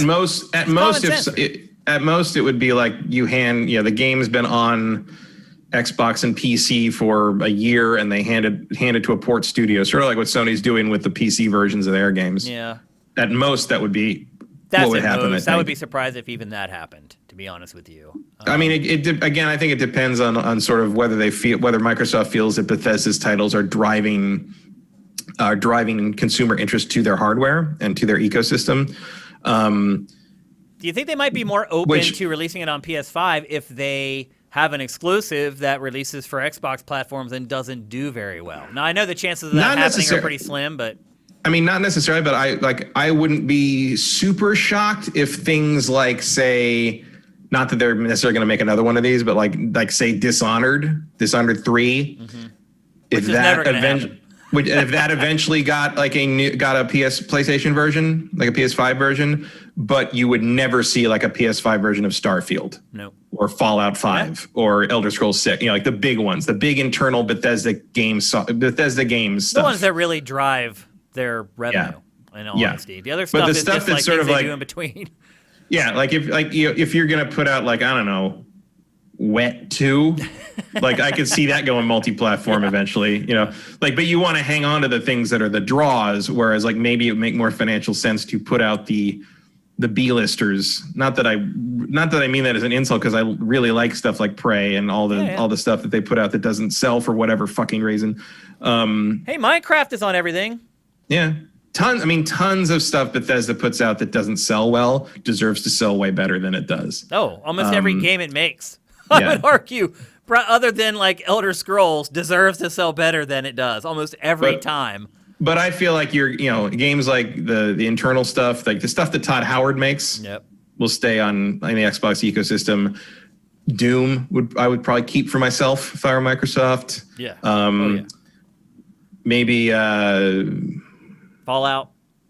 Fallout's another internal one. I would describe that as an internal. Like God knows when we'll see Fallout 5. I don't think that's going to be on PlayStation. I don't think the next Fallout will be on PlayStation. I don't think Fallout 5 is going to be on Xbox Series X. Probably not. Well, definitely not. I think Fallout 5 is going to be on next They'll gen. still be owned by Microsoft whenever it happens. Yeah. But you're right. It is a long ways away. All right, so that's the latest on Bethesda and Microsoft. I know it's probably not what a lot of you guys want to hear, but We're here to tell you the truth. That's what we do on GameFace. Whether you want to hear it or not, we're going to give you the straight dope on every topic we cover. And couple of Walter Cronkrights over here. That's the way it is. Well, exactly. Well, I'll dispel that myth with our next topic, where we're going to talk about a cartoon marsupial. We're going to talk about Crash Bandicoot 4. It's about time. And I'm sure you guys are like, wait a minute. Walter Cronkite was a big Tasmanian Devil fan. Cronkite was a big Tasmanian Devil fan. Yeah, so was my grandpa Satterfield. My grandfather Satterfield fought in World War II. He told me, the only story I remember him ever telling me, because he died when I was still pretty young, was his World War II story where he told me he had to lay underneath mud for like 4 days. And he never said anything. If you went to his house, he just sat there in his chair and just stared at the TV. He never laughed. Except when Looney Tunes came on, and he would sit there and laugh like a loon, and it would blow my mind. I'm like, oh my God, Grandpa's laughing. He hardly talked. I hardly even remember what his voice was like. He talked so little. Yeah. But those cartoons, man, for whatever reason, those things are. I grew up watching a lot of those because my dad loved them, and like. I put a bunch, so I don't, if anyone who has HBO Max, I don't know if you know this, but there's pretty much a complete collection of Looney Tunes from the beginning in chronological order, like arrayed across like 30 season groups. But everything you could possibly think of that isn't like the super racist ones are on there. And I hate to laugh when I was doing some baking last week, I put them on. I put on like a golden age. I started kind of in like the mid 40s and just sort of like went from there. And it played one of the ones that I remember. I hadn't thought of it in for forever, but it was the one where Yosemite Sam builds a cabin on top of Bugs's hole, and they fight over who gets to live in the cabin. That's a classic, man. And early at the very beginning, like Sam's playing like a banjo or something and singing a song, and Bugs is banging his way up through the boards because they built over his rabbit hole, and Sam hears it and looks at the camera and goes, "Mice," and like I fucking fell over because like my dad loved that line for a reason, and anytime there was a noise in the house, he'd just look over and go, "Mice." And like, I was like, I hadn't thought of that in years. That's a great episode. All of a sudden, that thing just like brought me back. Yeah, I remember it. Really good stuff. I'll say this. That's also a great segue into the next topic because that's exactly what they're trying to do with Crash Bandicoot 4. It's about time. They're trying to bring you back to like 1997. And I don't think it was the right move. Now, you guys are probably wondering, why the hell did Shane go back and play Crash 4 after he played that demo and talked about it on GameFace? Certainly what I'm asking. Well, first of all, we have a show to do every week. And sometimes beggars can't be choosers. Sometimes I have to play games that I don't necessarily want to play. And it can be hard I am reminded of... Dustin, who is it? Damn, now I forgot his name. I'm getting old. Who's the guy? Yes, the guy played King Koopa in Super Mario Brothers. He was in Dennis Hopper. Hopper. So Dennis Hopper tells a story about his son, where his son saw the Super Mario Brothers movie and asked him, "Dad, why were you in that terrible movie?" and Hopper, who did that movie for the money, basically said, "Well, son, I guess I did that money so you could have new shoes." and his kid says, "I don't need new shoes that bad, Dad." And your return to the Crash Bandicoot 4 reminded me of that story. Sometimes you got to do what you got to do, and we needed an episode of GameFace this week, and so I sought out, and Activision sent me review code for Crash 4. And because you only played the demo before, right? Yeah, it was 3 levels that were in the demo, and I'll say this: it was like rock hard difficulty in the demo.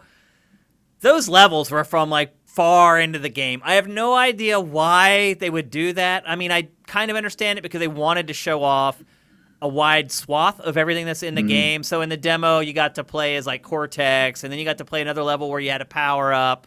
And so also, arguably, like people who are downloading that demo are probably like the more hardcore gamers who are also the ones who played Crash back in the day. So maybe you're trying to appeal to people who want like the challenge and want they don't want like to think it's like a baby game version. They want to know that they're going to get, because those old Crash games were hard. They were hard. They want to know the pedigree's there. So that kind of makes sense to me, but like Yeah, what a first impression. I mean, it turned me off to the game. Yeah, I mean, it would have turned me off, to too. To the point where I had this and Super Mario 35 and obviously the game that we talked about earlier to play, Squadrons, and I put this off to the end. Like, I just didn't want to play it, so I didn't start playing it until, like, the weekend.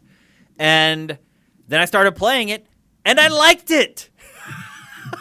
At least at first. So the game starts out very, very mildly. It's still like you get hit once you die. But the other thing about Crash is, sure, if you get hit once you die, but so do the enemies. All you have to do is hit the enemy once. And even if you just barely catch the enemy with just a pixel of your spin, it still kills the enemy. So intrinsically, there's a little bit of balance built into it. And the other thing I would say, too, is that when you start the game, you can choose to play it in retro mode or modern mode. Retro mode, there's no checkpoints. Modern mode, there's checkpoints. Play modern mode. I'll tell you that right now. But the game does start out very gentle. Like, it's basically the first level is just platforming, learning how to judge the jumping. I will say this, I still have not really settled in on a control scheme that feels intuitive and comfortable. I still cannot judge jumping distance very well in this game. I've tried using the D-pad. I've tried using the analog stick. I just cannot do it. And the double jump is so weird and awkward because he jumps once, and then his second jump, like, his legs flatten out, and the jump isn't the same distance as the first jump. It's like a little extra kind of mini boost. I've still, after playing this game for hours and hours, do not feel comfortable knowing when I jump, I'm going to land on a platform. Every time I jump, I feel like I'm right on the edge of dying. And another part of that is because there's no ledge mechanics in this game. So there's no grabbing onto a ledge and pulling yourself up. You either make the jump and you land on the platform, or you barely make it and don't and slide off and fall to your death. Because you fall off platforms in this game, you die because it's one-hit death. But the first couple levels of this, I really liked it. Like, I was just storming through the levels, just having fun. And then they give you your first power-up, basically. And your first power-up is this thing that can turn stuff on and off. So there are objects in the world that are kind of an outline. And if you hit the button, they become solid, and then other objects become invisible. And so they start working the platforming around this. You have to jump. And so say there's like a wall, you jump, you hit the button once so the wall disappears, then you have to hit the button again before you land on the platform so the platform becomes solid. And so then, like right there, the game just starts becoming this trial and error exercise. This game could be really good. Like, if they had taken 3 or 4 hours for the game to get to that point, that's a good difficulty curve. I'm cool with that. If in the middle of the game it becomes that difficult, fine. We're literally talking about like the first 45 minutes here. The first 2 levels, great. Tons of fun. You're like, okay, I died maybe once or twice. I'm cool with that. That's kind of how games work. And then you get to like, once you connect with Coco and you can start playing as either one of them, and you get your first power up, that's when it starts to become a pain in the ass. And another problem with the game is I thought before it might be more free roaming. And I said after the demo, I didn't really see that. I'm not seeing it in the final game either. And the more I play the game, the more annoying that becomes because you cannot move the camera at all. At all. I have found myself constantly hitting the right analog stick, trying to see something that I need to see, and you can't touch it. If you go past a certain area, say you're jumping through a gauntlet of platforms that's challenging, and there's times where there's like stuff going all over and the platforms are disintegrating underneath you, and maybe there's like this little offshoot to the left that you just kind of catch with your peripheral vision, and you're like, oh my gosh, there's something secret there, I want to go you can't go get it. Once you pass it, there's no way to flip the camera around to go back to see where you're jumping. Maybe if you looked at it and just subconsciously memorized where the platform was, you could jump back there. I don't know. But this is one of those games where once you go past something, there's no going back to get it. And the collectibles are a huge part of this game. When you finish every level, it's like, how did you do? And it shows like all these diamonds pop up and it gives you a score. And if you don't do great, it will actually recommend that you go and replay the level again. Yet, if you pass something, you can't go back and get it. It's just, it's just an archaic function of the way the games were originally made. Not being able to control the camera. There's all this like hidden stuff in the levels, and like you may see like this thing that goes off. You're like, well, I see the checkpoint up here, and I see this offshoot here that's probably going to give me something good. Should I go down that alternate path and take the chance of dying, or should I just go straight and get that checkpoint?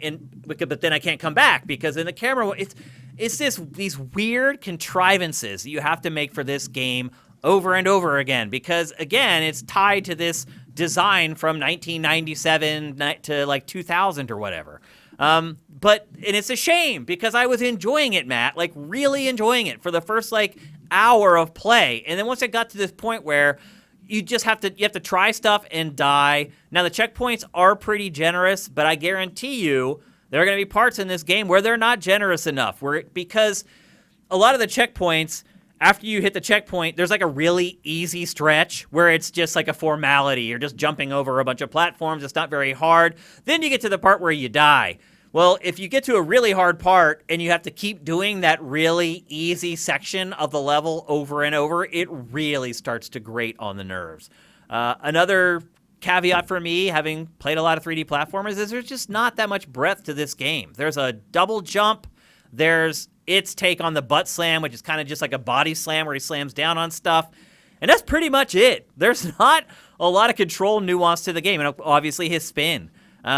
And so most of the game is just jumping and spinning. There's not much more that gets involved, although Cortex eventually, you play as him, and he has like a ray gun that like transforms stuff. But I think I played 2 levels of him so far. Like, he's not a big part of the game. For the most part, you're just playing as Crash and Coco, who, by the way, you can switch between anytime you want, and their abilities are the same. So there's no trade-off on switching from one or the other. There are cosmetics that you unlock, and like already I have like all these crazy outfits for Crash, and they are crazy. They're not just like, hey, now he has a hat on. Like, they totally transform kind of how he and Coco looks. But I will just say this, Matt. There is still something here in Crash Bandicoot. There is an ability to make a good game from this IP. Now, I wouldn't say this game isn't good. If what you're looking for is the same game you played back in 1998, but in 1080p, this is it. And there are people out there who want that. Obviously, Insane Trilogy sold insanely well. So there's an audience out there for that. I just don't think that this game is going to reach beyond that audience. And I would not recommend this game to people who are not in that audience. It just becomes annoying after a while. It's like, I want to rely on skill, not some cheap trap that's in a game that you discover also because you can't move the camera.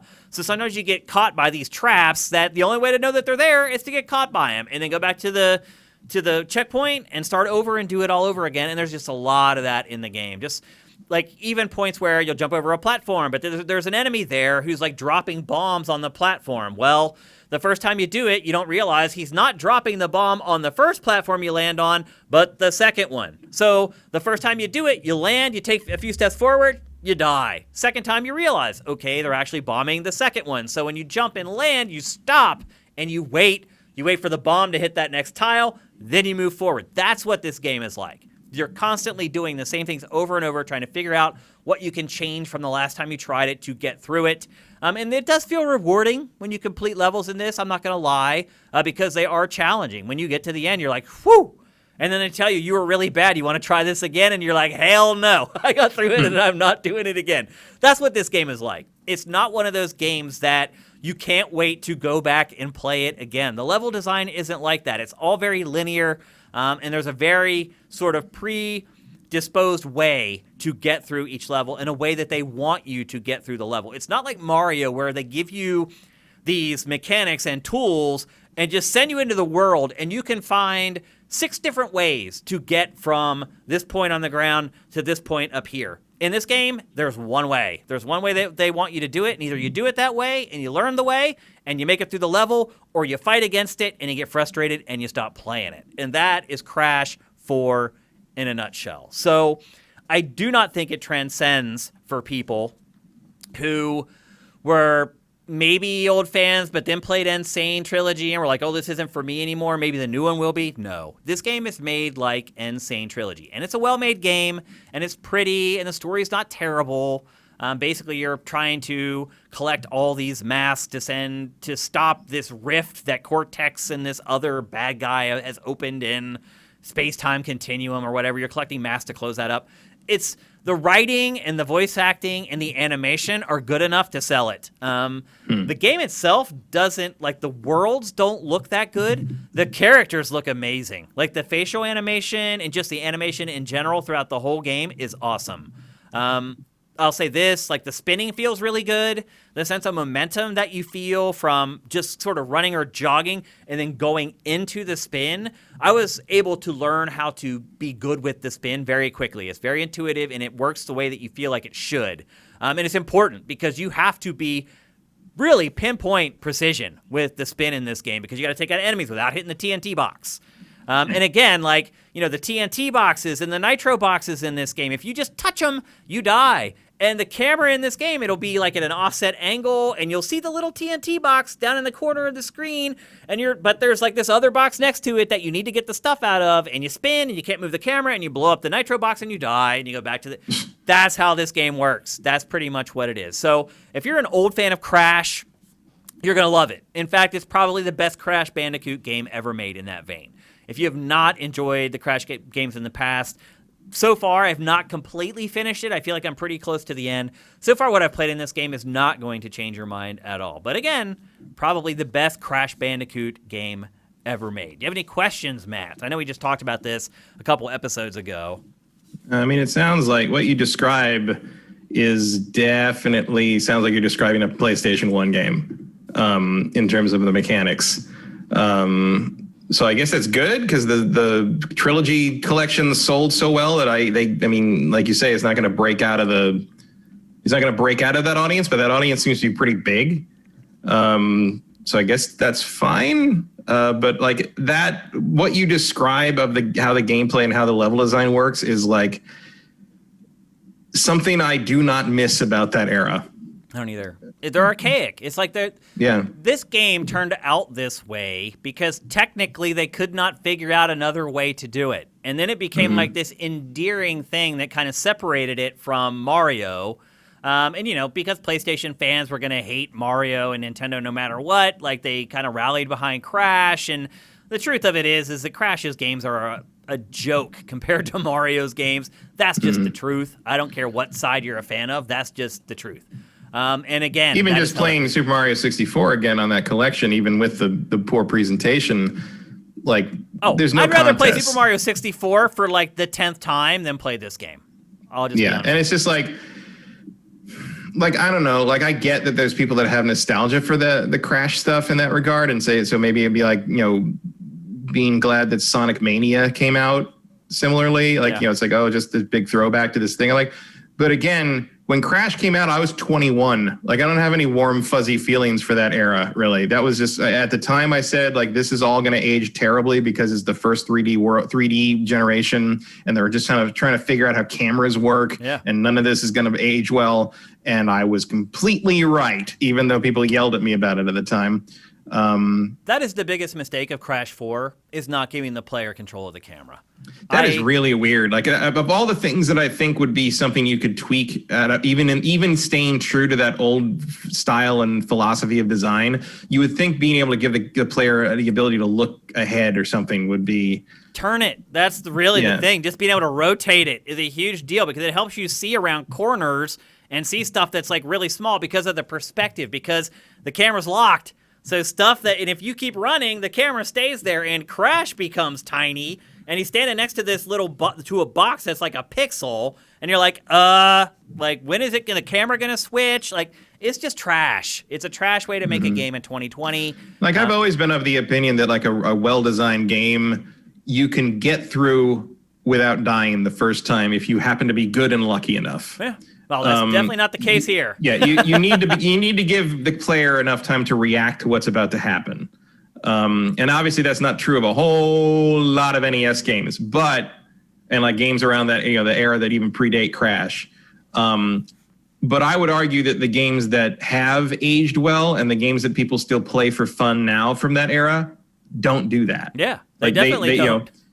Mario 3 is one of the most fair playing games of its generation. Agreed. Yep. And like you don't get cheap shots in that game. Yep. And like most of the games that people continually go back to just don't have that. Granted, a lot of them are RPGs, which not a lot of cheap shots in Chrono Trigger, so you can't really do that. Yep. But it's just like I didn't have a lot of patience for that stuff then. I had no patience for it in the Crash games at the time, and I sure as hell don't want to pay full price to do it again. So yeah, not for me. I'll probably never play this game. Yeah, it's also not an especially gigantic game. Now, they try to encourage you to go back and replay levels to get like all the diamonds and all the collectibles, and there's a lot of stuff to uncover in the levels. But again, just traversing through the levels is such a pain in the ass because there's no camera, and again, because there's no camera control, and again, because you can't go back.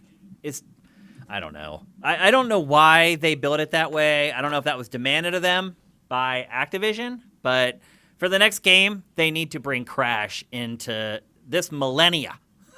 Just be honest. It still is living in the last one. So, although they tried a couple times and that didn't work out too well for them. So I don't know. Maybe this is his niche. Maybe this is where Crash belongs. This weird, frustrating throwback sort of thing that just appeals to these people that played I feel like a lot of the Crash nostalgia comes from like some of the games that I like from when I was a kid, where like I had that game and like maybe two others, and I couldn't afford to get another one, so I just played this one over and over and over and over again, and that's just what I got used to. And it didn't even seem hard. Eventually, yeah. You got so good at them that like it didn't even seem hard. Now you go back and play them, and you're like, "How the hell did I finish this game?" I don't know. Crazy. I mean, the one like that for me was Shinobi on the Game Gear, which is like the only game I had on that for a long time, and I just played it over and over and over again to the point that I could beat it without being hit. And then someone else would come over and be able to make it past the first screen.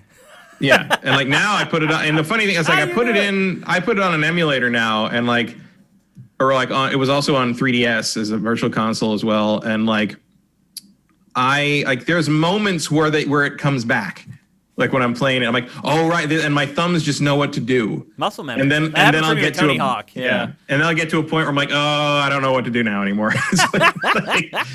But it's amazing that at some point I could do that to the point that if I got touched by an enemy, I would turn it off and start over. Like, I guess I do kind of have a speedrunner something in the way back of my mind, but I'm too old for that now. Now, one thing I will say before we move on to our next topic is that I did say that, it was all about them keeping it old school. And they do. They hold onto that aesthetic 100%. One thing that's cool that's in the game is it has a pass and play. I hate that. Pass and play option where you all sit together on a couch and you take turns playing, and you're like, well, wait, why would they have to create something for like that? I just used to do that. Well, because they've built like a structure around it where if you keep passing the controller the way you're supposed to, it will keep track of all four people, how they've performed and what they've done. When you get to the end of the level, then you get like a report for each one of those players. It works for up to 2 to 4, and you just play it with one controller, which is pretty cool. But I think really it's just another example of when keeping it real goes wrong. It's like, I understand what they're trying to do. They're trying to keep old fans happy. They're trying to keep it true to what makes Crash what it is. But unfortunately, that does not result in a great video game for 2020.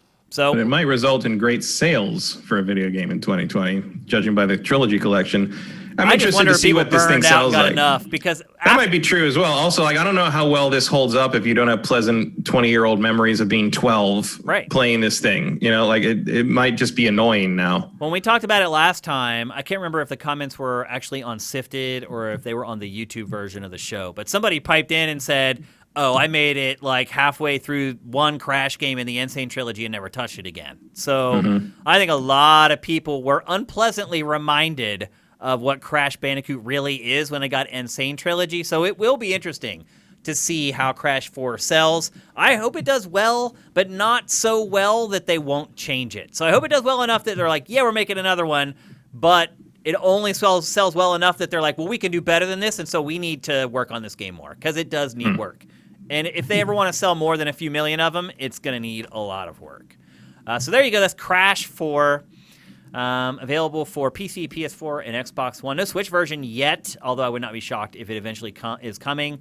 I also wouldn't be shocked because if you look at the game, I think it could absolutely run on Switch. The environments, no problem. They may have to cut down the character models a little bit to get it to run smoothly on Switch, but I think they can do it. So I wouldn't be surprised if it shows up there eventually. And put him in a Mario outfit.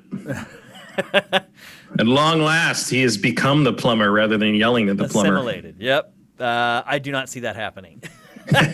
Next, we are going to talk about a Nintendo platformer, though, and a platformer that came out for free to celebrate the 35th anniversary of the original Super Mario Brothers, and that is Super Mario Brothers 35. It is built structurally a whole lot like Tetris 99. So essentially what it is, and if you don't know what Tetris 99 is, you're playing Tetris with 99 other people.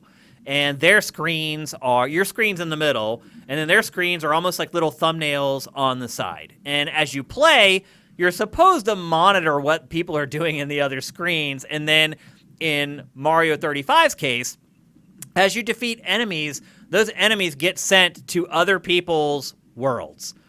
So if you defeat a Goomba, that Goomba is going to appear in someone else's game, and then they have to defeat it, and then that goes to somebody else's game. It's this like daisy chain of enemies that are getting sent to different people's games. And you can control kind of where you send that stuff, although I would say this game is way less clear who you should be sending stuff to than in Tetris. So in Tetris 99, you can quickly scan everybody else's game boards, and you can see how high they're tiled up. So if you see someone who's about to go out, you send your blocks to them. Well, the idea is the same in Super Mario Bros. 35, except you can't quickly look at someone else's screen in this and really get a good idea of what's going on. You can tell where they are in the level, but you really don't have any idea if they're like completely overwhelmed with enemies on that stage or if they're running out of time, because the objective in this, like any Battle Royale game, is to be the last person standing. But you're playing... I imagine it's even harder if you're playing handheld. I haven't even tried handheld, Matt. I don't even know how you would see anything in handheld mode. It's hard enough on my 65-inch TV to see everyone else's screen and be like, oh, that's the person I should send like the enemies to. It's very hard. So I just kind of have mine typically set up on automatic. Now, when you first start playing this, at least in the first week, and this game is free, by the way. If you are a member of Nintendo Online, free. It is going away in March, much like Super Mario 3D All-Stars. After March, you won't be able to get it. So if you have a Switch, even Nintendo Switch Online, even if you don't think you want to play it right now, I highly recommend going and downloading it because there's promise here. What's here isn't great, but there's promise. So as you're playing the game, and again, there's 34 other Super Mario Brothers screens going on. It's very hard to tell. I just set it up for automatic, and I'm hoping the algorithm is just smart, and it's like, hey, this guy's about ready to be eliminated. Let's send the Goombas to him. So when you first start playing, everyone sucks. And how it works is the only levels that are open are the levels that you yourself have completed. So this whole week, I've just played 1-1, 1-2, 1-1 to 1-5 over and over and over and over again. Because people start playing it. It doesn't appear that a lot of people like it, and they stop playing it. So they never unlock more than those first, 5 boards. So when you first start, you get to choose any of the boards that you want to put in, and then they shuffle it into the pile of boards that will ultimately be played. And since everybody has only made it through the first few stages, everyone just throws in 1-1 to 1-3, and the whole game is just those levels over and over. So you have either the people who completely suck, who literally go out on the first gap. I'm not even kidding. Because the other part of this, Matt, is lag. Lag is involved in this. It's online. So if you have any lag, just think about it. Super Mario Brothers, Mario's jump, if you're running, is so long. If you have just one little skip of lag in the middle of that jump, it just ruins everything. It's not like a first-person shooter where you can kind of okay, dude's teleporting, I'll just aim ahead of him and I'll probably hit. It doesn't work in this. You'll fall through the gap and die, and that's it. You're done. You die once, it's over. And then you go back to reloading. And I will say this, games turn over pretty quickly. I don't think I ever waited more than 60 seconds after I left one game before another one started. But anyway, going back to what I was saying, is you have these two groups. You have these group of people that suck. They're never going to get they're never going to unlock any more levels to contribute to the game. They're always going to have 1-1 and 1-2 probably to contribute. And they're going to lose so badly, they're probably going to quit anyway. And they're the people who fall in the first couple gaps and they're gone. Then there are the other people who have actually played Super Mario Brothers once in their life before. And it just turns into this never-ending battle of attrition. Because as the players dwindle, less people are sending stuff into your world. So it's almost like this law of diminishing returns. Now, they ramp stuff up eventually to where you are. Like, you'll get a fire flower, and you may kill, like, 10 or 12 Goombas in a row, and then suddenly they're dumped on somebody. That can have an impact, but for the most part, man, it's very easy to stay alive. And once you realize that the game is more of a survival of the fittest instead of trying to make it as far as you can into the game, that's when it just becomes a wash. And everyone, it's like the games just go on forever. If you have like 4 or 5 people who are actually kind of good at it, I had one match I think lasted over 30 minutes, and that was it. I was like, that's it, I'm done. This is not pick up and play anymore. And look, there are very simple things that you can do to fix this game. In fact, we published an episode of Game Flip this week where Vincent actually points out some stuff that he thinks would improve the game. There are a lot of things that you could do to this game to improve it drastically. Just kind of, there's no circle that gets smaller in this game. That equivalent in this game is the timer. And as time goes on, the timer does get more aggro and it gets quicker, but they need to increase that. They need to increase the urgency through the game much quicker than it does. And I understand it. They don't want to scare casual people off, but trying to make it palatable to casual people has made it not fun for anyone. So you need to choose. You need to figure out, okay, who's going to play this, and then make the game for those people and make it as good for those people as you can. Because right now you have one foot on one side, one foot on the other, and it's not good for anyone. So again, this game is free. You can download it for free. It's supposed to go away in March. So go download it, because I do think that there's a lot of promise here. I love Tetris 99. But Tetris just organically is a better fit for this game design. And the same developer, Eureka, that did Tetris 99, made this game. So it's the same studio that made it. It's just that the game itself just does not work as well within this framework. So it's fun for a while, but the better you get at it, the worse it is, because you start to find other people who are as good as you, and it just becomes this, like, basically the first person who gives up ends up losing. Because you just get, after a while, you're like, I don't even want to do this anymore. This isn't fun. So you can win, buddy. Like, I don't care. There's 3 people left. One of you guys can win. It doesn't matter to me that much. So I like that they tried to apply an idea that I like a lot to a game that I like a lot. But it also shows you that doing that is not a surefire recipe for success. But I do hope they improve it. The fact that they're taking the game away in March makes me nervous. It makes me think that it may be one of those games that they just are like, this is it, and we'll take it away in March, and then we won't care anymore because no one else will be able to play it. I hope that they re-examine that and take some time to make the game better, because this is a game that, one, if it's improved, people should be able to play forever. So I don't know what's up with Nintendo lately, Matt, with this whole, like, hey, here's this thing for a few months, and now we're going to take it away. I don't know why Nintendo is suddenly on this weird kick with this stuff, but it needs to stop, particularly with games like this that have a lot of promise and could be something that you actually enjoyed over the long haul. Matt, have you played this at all? No, I keep forgetting. Does it sound interesting to you at all? No, this part of the, I mean, I kind of like the idea of applying that formula to other games is interesting to me, but not Mario, really. Also, like, people kept talking about it on Twitter, and all the impressions were so lukewarm that it just wasn't a priority with a busy week for me to, like, that's a good way to put it. It's like turn the switch on. Yeah, it's not like crazy fun, but it's not so boring or aggravating that you hate it. It's just this thing. Yeah, I think it's an interesting idea to try to apply the Battle Royale Tetris model to, like, other stuff. Like, and it might just be my preferences showing, but I would like to see them do that with Star Fox.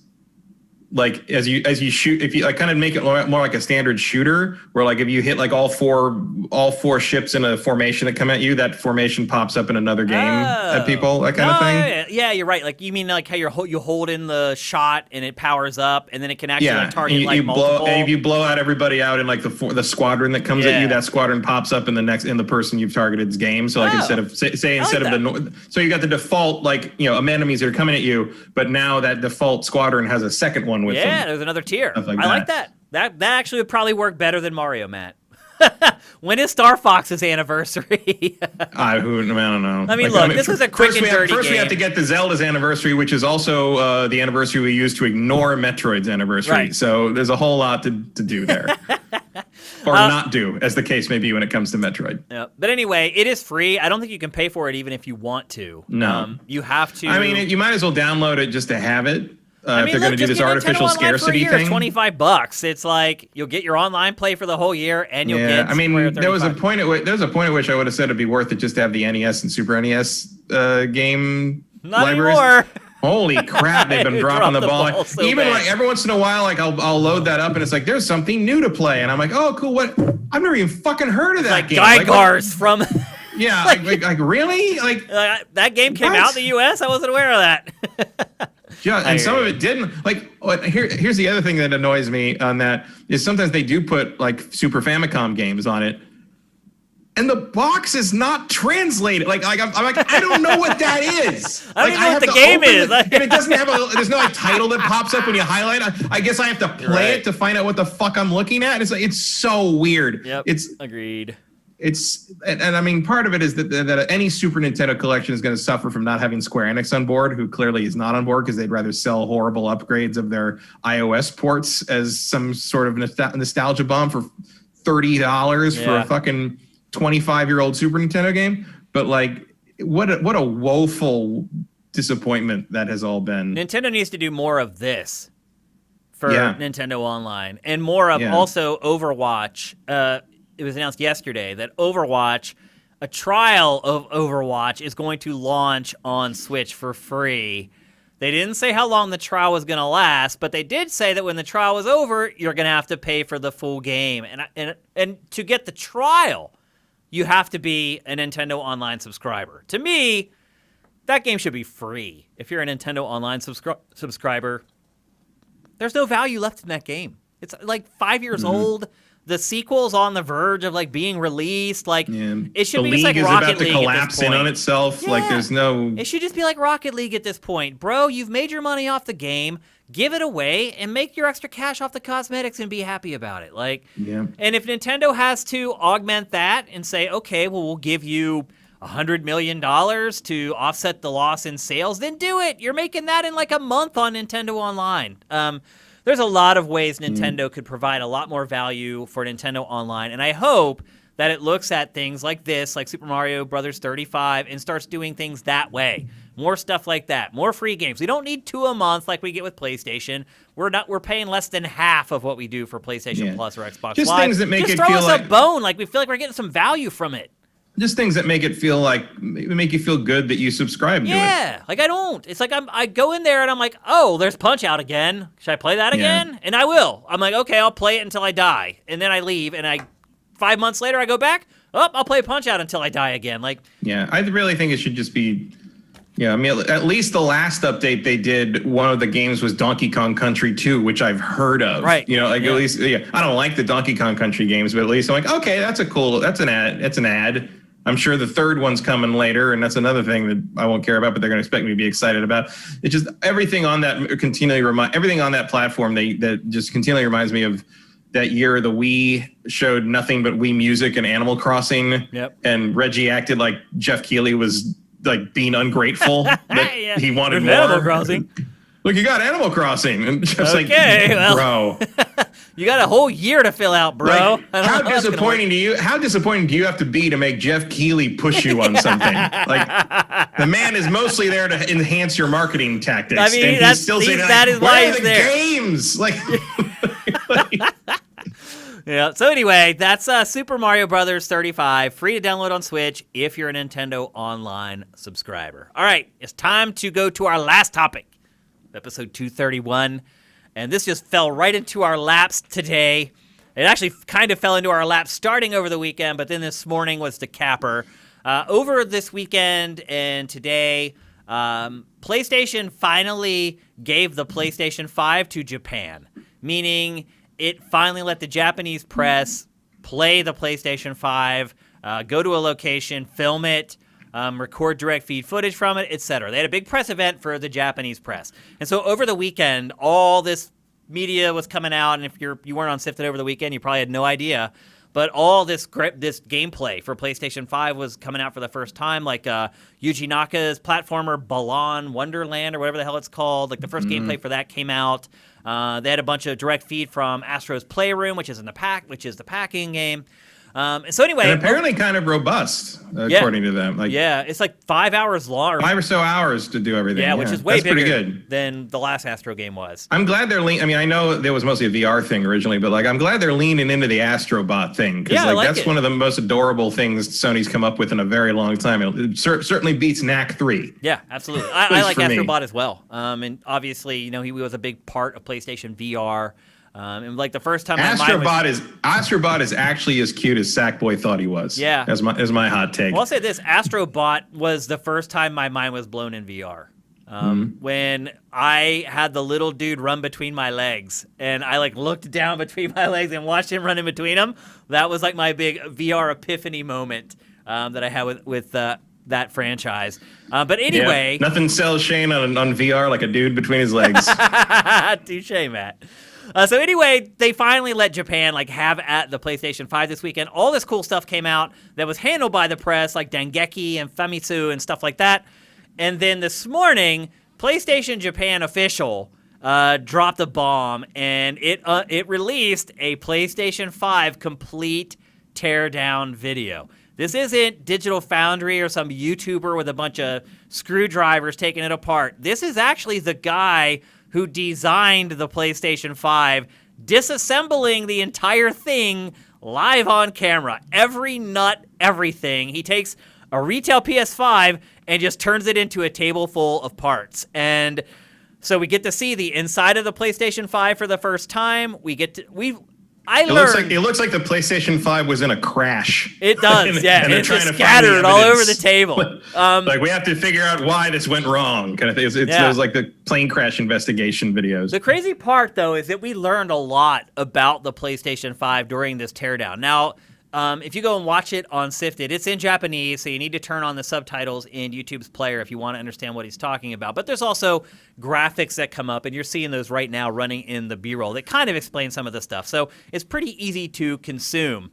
But there was a lot of little details that we didn't know about that we kind of got the first information on. First of all, obviously, the first thing he said was, it's larger than PlayStation 4. And if you're seeing the video now, it's like literally the whole size of his torso, the PlayStation 5.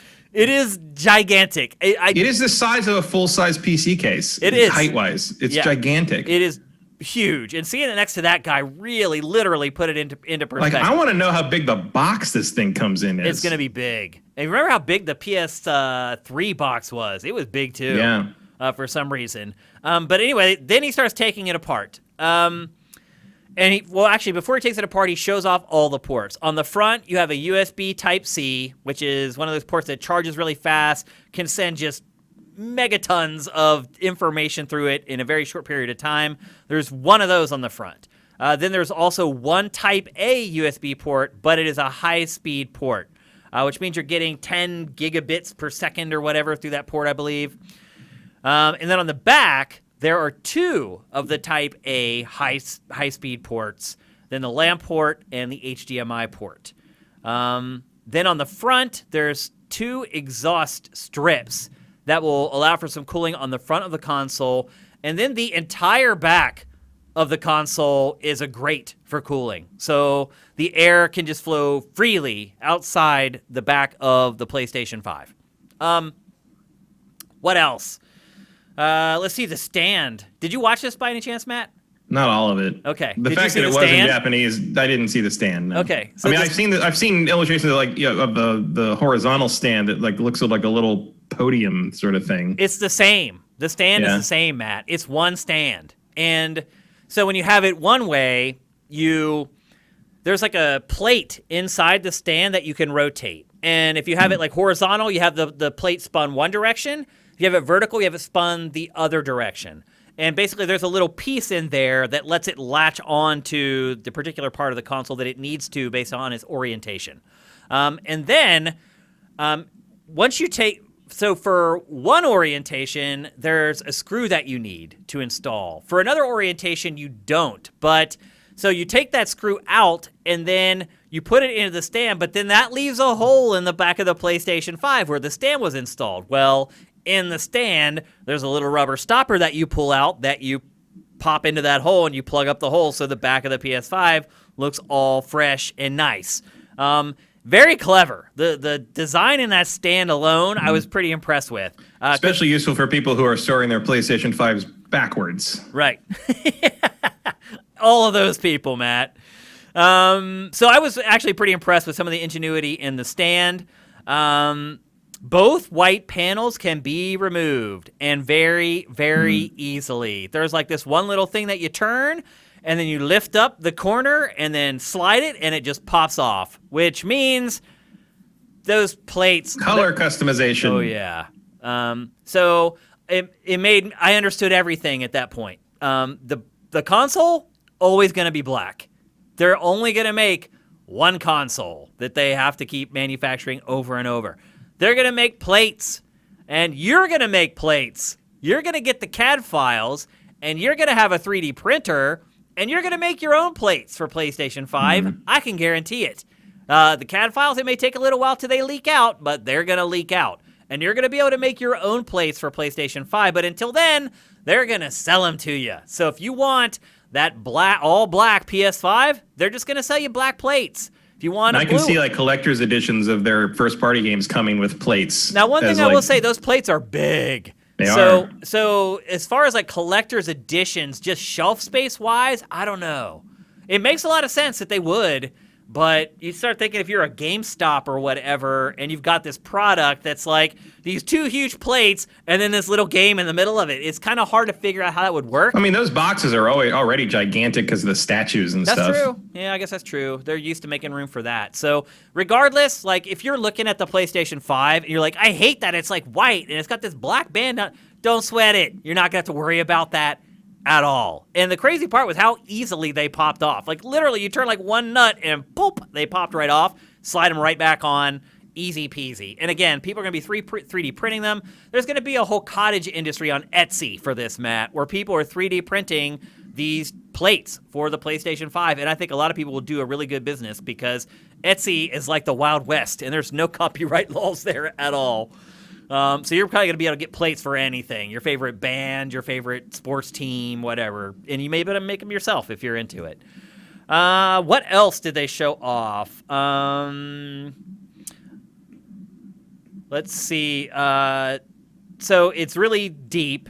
It's the fan on it. There is just one fan inside it. So then they crack it open, and it's not even that hard to disassemble. I was really surprised how easily and quickly he took the thing apart. But he takes it apart, and the first thing that comes out is the fan.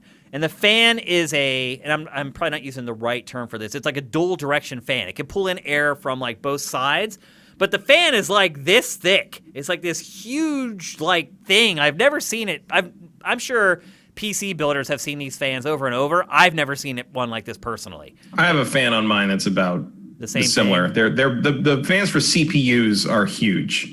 Yep. Well, that's nothing. This fan is actually small. I was surprised that it was that small. I thought it would be much bigger to cool something like that. And also look at modern video, like the new video cards that have come out. You know, that new NVIDIA is almost the size of the PS5. Well, at first I was shocked by the size of the fan, and then I saw the heat sink. Holy crap.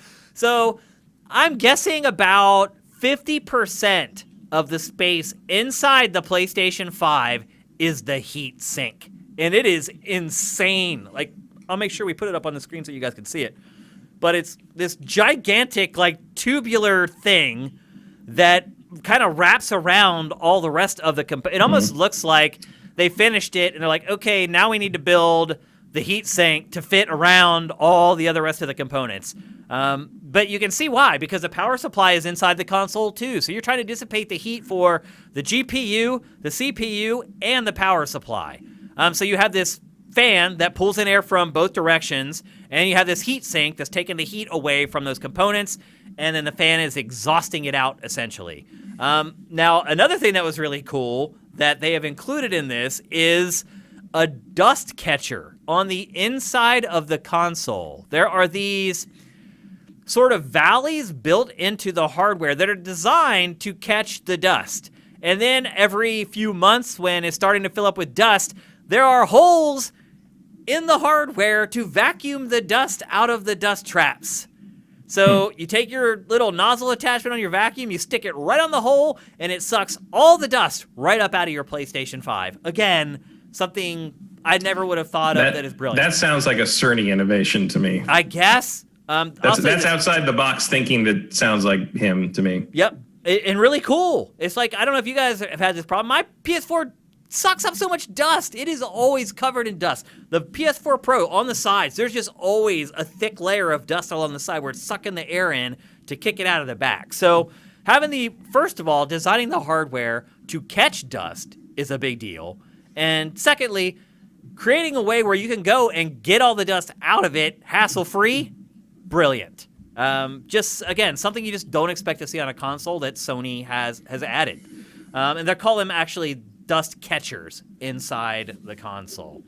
And that was pretty much it as far as like all the big new information. Oh, I mean, they did give some more specs though. So the storage expansion, it's an M.2 interface and a PCIe 4.0. And you need to follow those if you're looking to get a replacement hard drive for PlayStation 5. It also came out this week that just 664 gigabytes of that hard drive are actually usable. Matt and I talked about this with Xbox Series X last week, how it's losing 200 gigs and only has 800 gigs available, and we were whining about that. Well, PlayStation 5, you only have 664 gigs available to use for game storage. I mean, that's pretty much where I thought we'd be, because the hard drive on this thing is only 865 or something like that. Yep.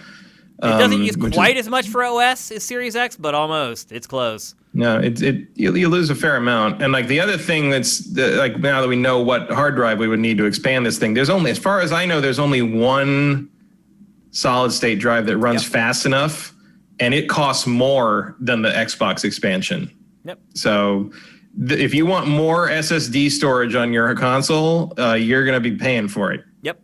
In both cases, but PlayStation is even worse. And the hard drive's smaller, so you probably have more incentive to actually go get one for PlayStation.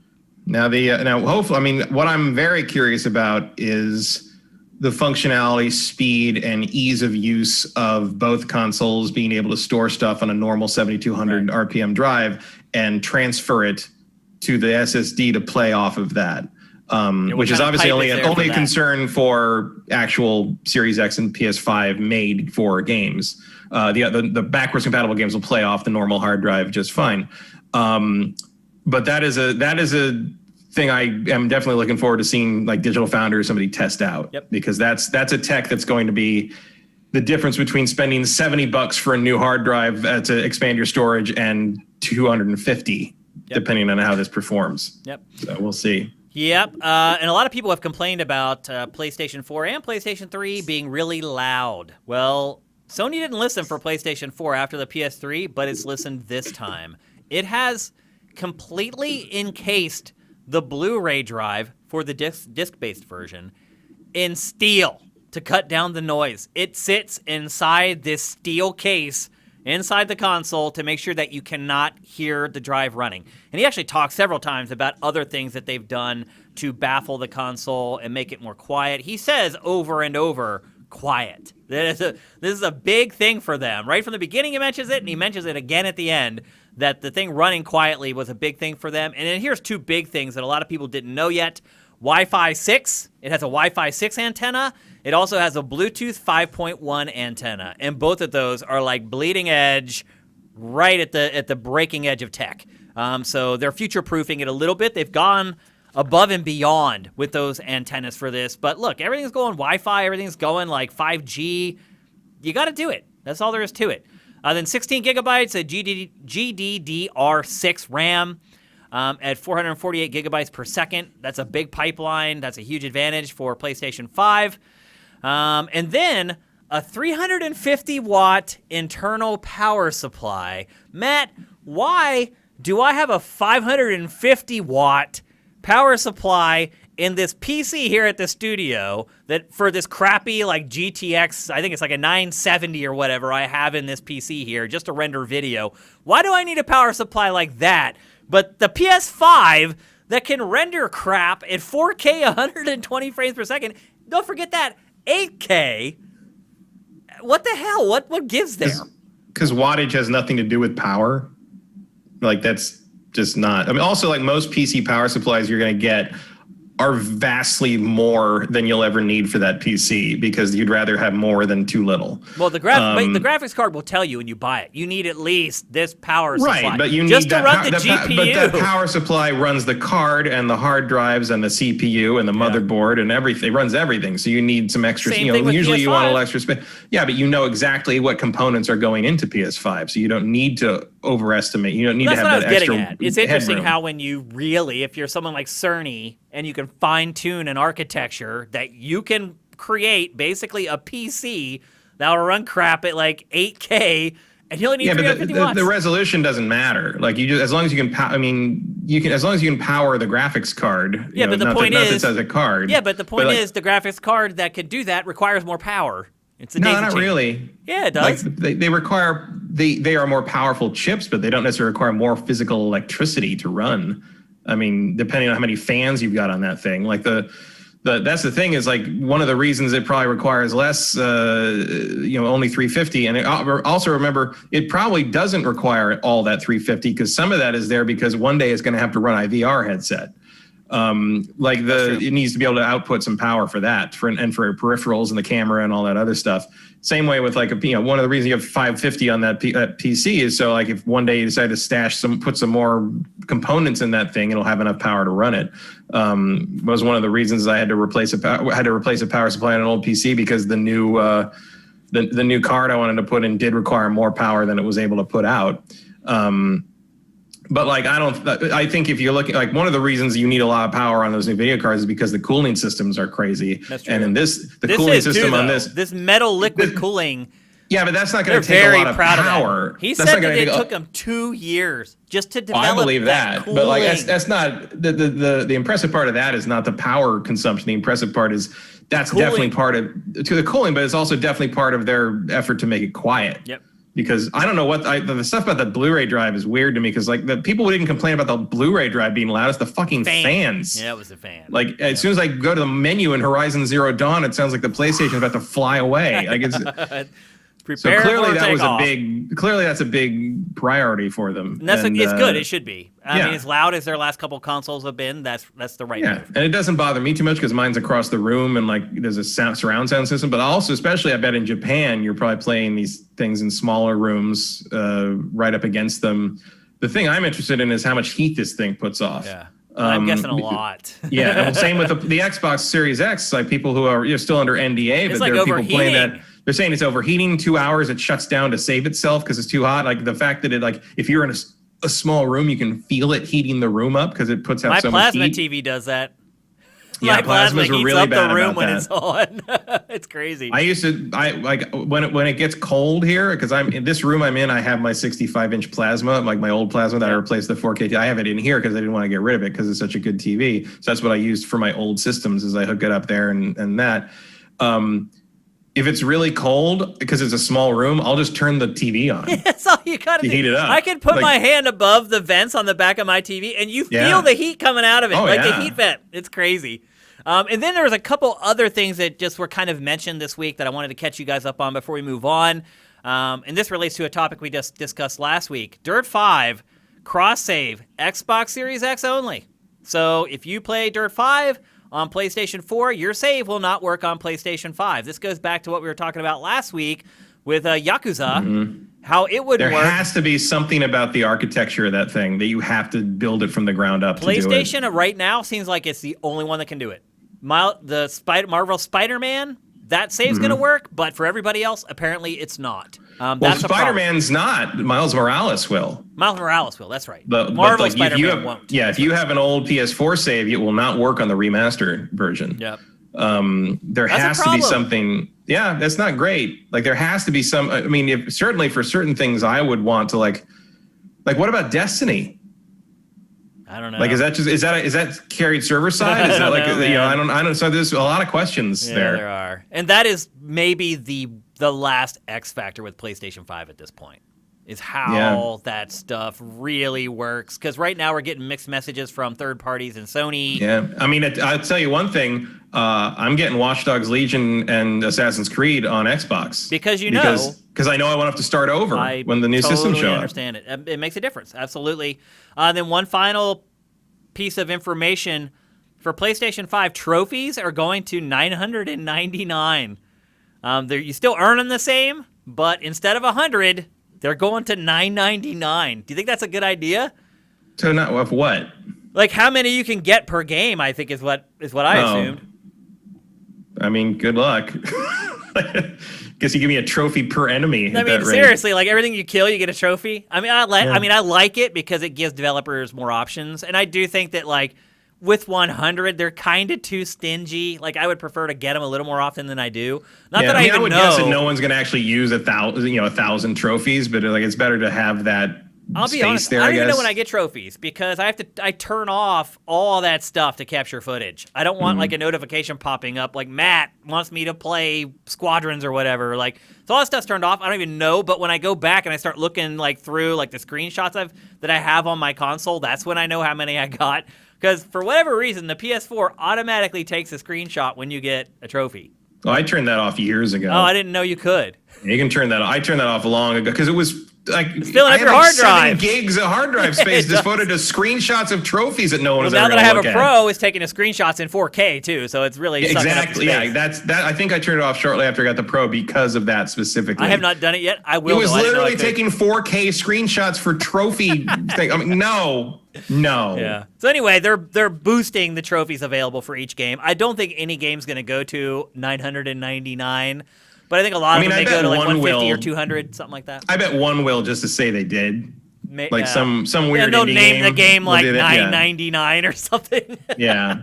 Although I think we had that already, didn't we? I think there is a game called that, yeah. But I definitely could see someone doing that. Some weird little game doing that just to like get people to buy it. Yeah. You know, sort of like you remember when that stupid Avatar, the last Airbender game, sold like crazy because you could get 1,000 achievement points in the first 5 minutes. Like, and King Kong at launch, like you get all this. King Kong was a really easy one. Hour. Man, I saw we all played King Kong when that system came out, when 360 launched, right? Yeah. Like I saw some shit on Twitter like a month or so ago where people were trying to like say that King Kong game was actually one of the best games on 360 and is horribly underrated and actually a hidden gem. And I'm like, no. That game blew. Okay. That game was just a video, like a tech demo, basically. There's no. People are crazy, Care. I think you're just getting into like, again, were you 12 when the 360 launched? Because I think that's why you like that King Kong game so much. Very possible. So anyway, that's the latest update on PS5 from Japan. My guess is that's it. That's the last update we probably get as far as like official updates from PlayStation. Unless we get another round of pre-orders at some point, because that hasn't happened yet. I think that's going to happen because the other thing that was announced this week, Jim Ryan said that that the PS5 is going to outsell the PS4 in its launch window by a significant margin. Meaning, you're going to have to make a lot of units. Meaning that there's no way that the pre-orders that happened already accounted for all those units. There were some rumors what the Xbox Series X has been put out on pre-orders is it. Oh, really? Like that's what it's going to be. I don't know if that's true or not. That's just Reddit chatter, really. Don't give up, though, guys. I think if you still are looking for these, I think if you do a lot of people are going to give up. That's the thing. And if you don't give up and you're one of the people who stick with it, I think you'll get one. So if you really want one, I've still got Wario 64 on notifications popping up on Twitter, even though I'm reaching my breaking point, man, because a lot of what he tweets about is stuff I really don't care about. Like, I really don't care what the Mario pins look like, dude. I didn't need 3 tweets popping up on my phone about that one. He's very granular. He's also a huge Nintendo fan. Yeah, so. I know. I mean, he's Mario 64, so. Of course. But you see the tweets pop up on the phone specifically for a couple of weeks, and you're like, I did not turn on notifications for him. I just follow him. And whenever I'm like, I have time now to try to look for this, I go to his feed. Yeah, for this, I just wanted to keep advised because you never know. For a while there was you never know. Makes sense. Suddenly there was, for a few days there was suddenly there's more. It was touch and go. Yeah, absolutely. There was many times I didn't think I was going to get them, and I ended up getting them both. But and I really do want another pre-order of a PS5 so I can cancel my bundle at GameStop and not have to get all that extra crap. I didn't even think about that, man. You're still holding that right now, huh? Yeah, I mean, I have another one too from Amazon, which is fine, but the other one is as a gift for somebody and who wasn't able to get one. But I'd really rather just get the system and not spend the extra $300 on the bundle. I mean, it's not like anything in the bundle would be useless to us, like either me or them, one way or the other, except that destruction game that no one gives a shit about. I'd have to turn that around real fast and get rid of you may want to play it. All the Xbox fans are pointing out it's the only true exclusive at the launch of PlayStation 5. Demon Souls. No, then they had the caveat that's not a remake or an old game. It is a remake. No, they said that it's not. It is a remake. The statement is Destruction All-Stars is the only true exclusive PlayStation 5 launch game that isn't available on another console eventually, or isn't an old game.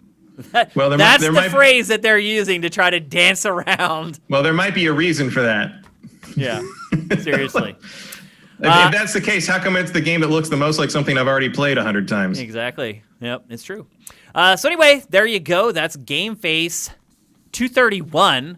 We're going to do a big Q&A, and for those of you who are like, man, I'd like to get on this Q&A, but the show isn't streaming live, every Wednesday, I go and I'll tweet. So follow us on Twitter at Sifted Games, or you can go to the website and we will ask for questions. There's an official GameFace thread in our forum, but if you go to sifted.net, usually up in the header it'll say GameFace questions. Just click on that and ask questions. Some people have already figured out, and we have tons of questions for the end of today's show, which is great. But before we get to those, here's a word from our sponsor. Do you live life outdoors? DeShazer Ryan Realty has a nice level lot just outside of Libby, Montana that's perfect for you. With access to Crystal Lake via shared dock and boat ramp, it's an ideal location to build the getaway home of your dreams or just park your RV. Enjoy fishing, paddleboarding, kayaking, boating, and more just a few steps away. It can be yours for just $72,500. No matter where you live, contact Doug DeShazer at 406-291-1643 or DeShazerMT@gmail.com. Even if you're not looking for property in Montana, he can connect you with local realtors in your area who can help you. If you want to see more, head over to DeShazerRyanRealty.com. That's DeShazerRyanRealty.com. Thanks once again to DeShazer Ryan Realty for sponsoring GameFace and Sifted. It makes a world of difference to us, so thank you very much. And now it's time for our Q&A. You guys sent us some great questions. As usual, we're going to kick things off with Zet Saber. He says, what do you want in a Need for Speed game? Something we actually did not answer when we talked about Need for Speed. I was happy with the 2010 Hot Pursuit, but people online still had many complaints about the game when it came out. What is your secret sauce for arcade driving games? Do you have any secret sauce, Matt, for arcade-style racing games? I mean, I like them to commit one way or the other. So like if you're gonna have me pick a Need for Speed game to bring back to remaster, I would either say go full tilt into the customization tuning stuff, like with Underground, like picking up one of the Undergrounds and take that and do it up to the hilt with like all the customization, all the wraps, all the vinyls, all the the world, everything like that, or go back to Need for Speed 3 Hot Pursuit, the original one, which was a straight-up arcade racer on designed tracks, no open world. Atlantica is one of my favorite tracks in the history of racing games, like full-on arcade track-based racer where you just pick different cars with slightly different stats, however you like to drive, and just drive it. Like those would be my two ways to go with Need for Speed. Either go also point to point, not circuit. Okay. I always prefer that. So I would say like an old school PlayStation 1 era Need for Speed racer in the vein of 3 or Porsche Unleashed, which are just like point to point racing through like weird, cool zones and environments with the cops chasing you, or go full tilt, like underground tuning car culture with it, like one or the other. But don't try to do both. Don't try to kind of split the difference, go down the middle. Pick a lane, no pun intended, and just go for broke with it. Like commit to the concept one way or the other. Okay. I'm going to go a little more general and just kind of tackle arcade-style driving games in general. And for me, what separates an arcade-style racing game from a sim racing game more than anything is the ability to drift. And not just being able to drift, but the drifting has to have some level of competence needed. Not drifting where, hey, I'm turning and now I hit the drift button and suddenly smoke is coming off the back of my tires. I'm talking about like Mario Kart 64 type drifts where it's skill-based and there's a reward for being good at it. That, to me, is what separates the good arcade-style racers from the average ones. And obviously, you can do whatever you want in Mario Kart because it's a cartoon. So it doesn't always make as much sense in games like Need for Speed, but I don't see why there's any reason why a Need for Speed game can't have a boost system like the Mario Kart games do, where you have 3 levels of boost, and the better you are, the higher level you're going to reach on the shorter turns. So I would welcome that to other arcade-style racing games, and to me, that's what really separates playing arcade-style racing games from playing sim racers. Next up, from @MightyBromax on Twitter. What do you guys want the most from Horizon Forbidden West? Based on what Okay, I don't understand the rest of this question. What do you guys want the most from Horizon Forbidden West based on what wasn't done so well in Zero Dawn / Frozen Wilds? There's quite a lot I want to see improved, but probably the first 2 things that come to mind are way better melee combat and the ability to climb everything. Okay, I'm just going to stop you right there at the climb everything and just give you the big No. That is the last thing I want in Horizon. Do not turn Horizon into Breath of the Wild. You keep your Breath of the Wild out of my Horizon, bro. No thanks. No thanks. And I don't need better melee combat. The melee combat is a get out of jail, like get off me thing. It shouldn't be better melee combat. You should be using the bow. You should be using the traps. You should be you're hunting not supposed these things. to use melee as a primary form of combat in the game. Yeah, and that works the way it is. The improvement I want of something that wasn't done as well as it could have been in the first game, because I don't agree with those 2 things being not as good as they could have been because they were choices. The climbing and the melee in Horizon Zero Dawn work exactly as intended. The thing that I think they need to improve on, and I think they will with the help of what they've learned on the engine through Death Stranding, facial animation and lip sync. Yeah. I've been actually replaying it a little bit recently because one of my friends started playing it for the first time, so I went back and started playing a little bit to kind of refresh myself, to sort of go along with it a little bit and give some advice on the way. And it is actually stunning to me how bad the facial animation and lip sync is. The cinematics in general for the that all needs overhauled. The whole conversation system needs overhauled. The angles that they use for that stuff just look awful and awkward, and there's nothing cinematic about them. The voice acting is fine, but as Matt said, the facial animation is like a travesty. So I agree. The faces don't match the voice acting at all. Like the quality of the presentation does not match the effort the voice actors are putting in. Yep. And it's really, really noticeable. It's 3 years on. Agreed. Next up from Joaquim Dragoon, which route will you take in Cyberpunk 2077? Gangster? Nomad? Corporate? Why? I have no idea. I'll decide that when I get it. I'm going to be the street kid. I would lean Nomad, but I don't know. The Nomad, I'm not a big Mad Max. I like Mad Max, but I'm not like a gigantic Mad Max fan. And I think most people who really like Mad Max and that kind of aesthetic are going to take that. Usually in games, I try to pick characters or classes that are most like me in real life. Why I consider myself a street kid, I'm not sure. I mean, I've lived in cities most of my life, so maybe that's part of it. But I think the skater. I guess I think I just relate to that class more as like as far as looking at myself and like who I would. I don't care about what I resemble the most. I'm just gonna have to look at what you can do coming out of the gate because in the end it doesn't really matter. No, like you're gonna be able to build a character however you want. You can end up becoming whatever you want in this game. It's just kind of like your launch pad more than anything. Next, from @trick_question7 on Twitter. What are your favorite Halloween moments? Real life, event, movie, or game?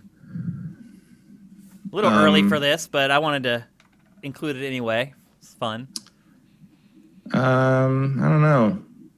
I got some stories, but nothing appropriate for this. Yeah. I could go on and on. For me, up until the last few years of my life, Halloween has been a huge thing for me and my wife. We would go out, we get dressed up, we go out to like a club and hear a DJ or go to a concert. We have done something fun, crazy, exciting for Halloween like ever since we've been together pretty much. So I could go on and on. I went to some crazy raves on Halloween like back in like the late 90s, early 2000s, where they just did it up right, where like literally it's like 10,000 people and you're like in a mausoleum and it's like convincing and stuff like that probably are the memories that have stuck with me the most for Halloween. But then I remember like when I was in like the 4th grade, me and my friends were out egging windows, like out egging and soaping windows. And one of my friends soaped the car window of the parent of some kid that we went to school with, and the kid came out and like yelled at us for it, and I just punched him in the face and knocked him out.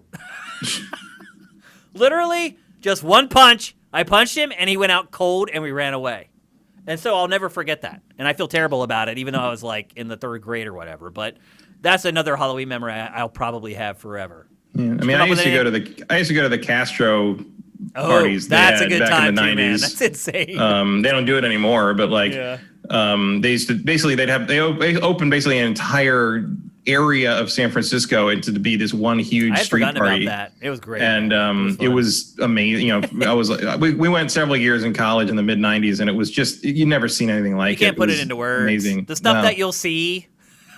It was like some of it you don't want to see. Some of it, but like imagine like taking like the rave party you're describing, except it's like 7 city blocks. Yeah, it's on the streets too. It's just astounding. Yeah, it was incredible. I went to it a couple times, and it was like for late 90s. It started to get a little rougher. They started to add metal detectors, but in like 94, 95, I remember like nothing bad happened. Because like it was San Francisco. That's the way the city used to be. Used to be that way. Yep, not anymore.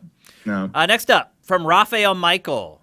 We've seen today that the PS5 plates can be easily removed, thus facilitating the potential for tons and tons of custom plates, just like the 3DS did.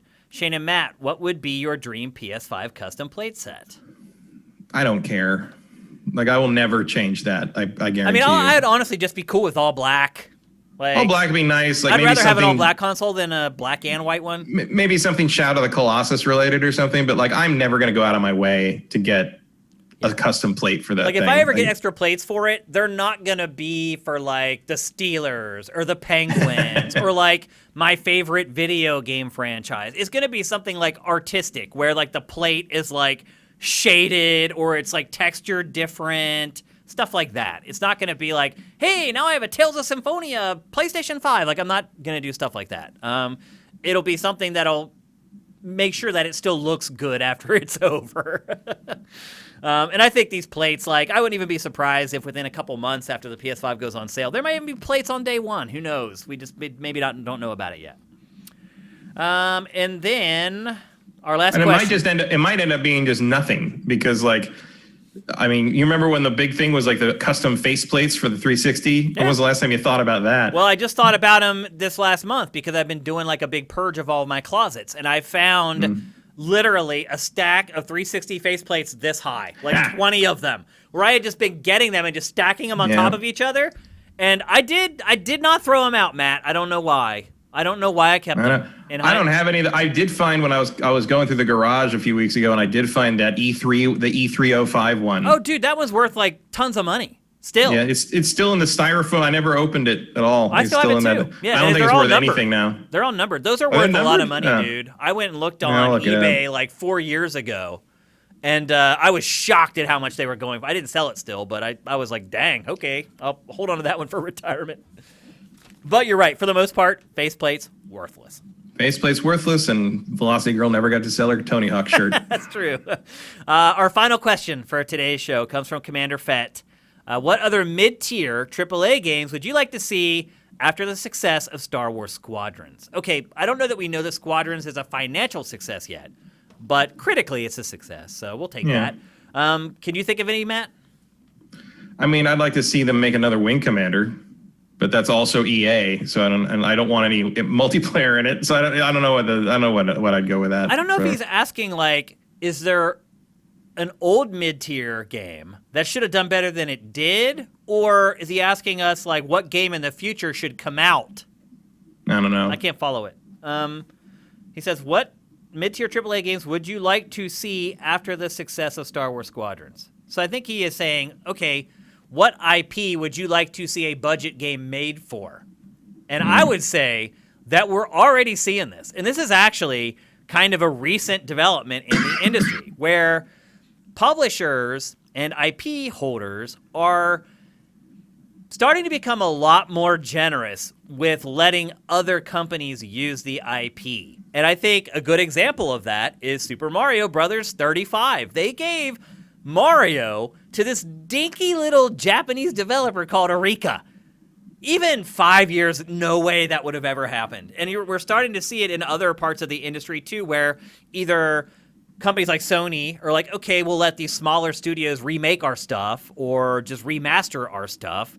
You're starting to see a loosening of the hold that these IP rights holders have had on this stuff for a long time. They used to be very protective of it. They wouldn't let anyone work on it unless it was them. All that's changing now.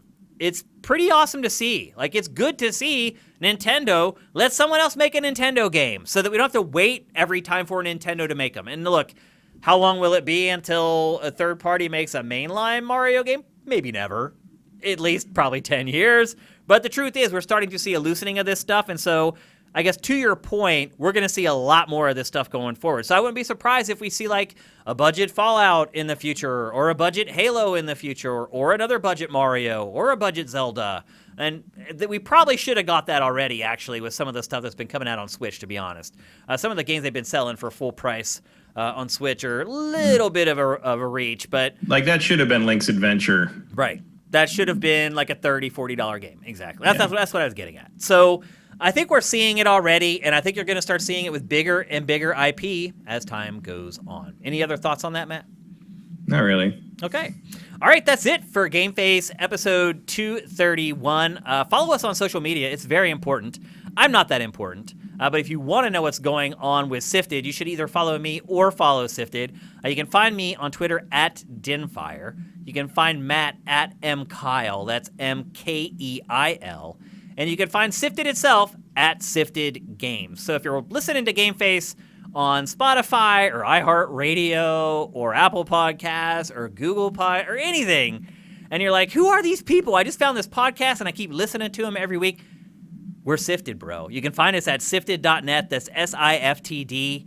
As I said at the beginning of the show, we're not doing the show live right now. We're really hurting for Twitch Prime. So if you're watching this either on our Patreon or on Sifted, please go to twitch.tv/SiftedGames and pledge. It's going to be at least a week, maybe two, until we do another live episode. And by that time, the month may have rolled over, and we may not get paid for this month from you guys at all. So please, just take the second. Twitch.tv/SiftedGames to subscribe.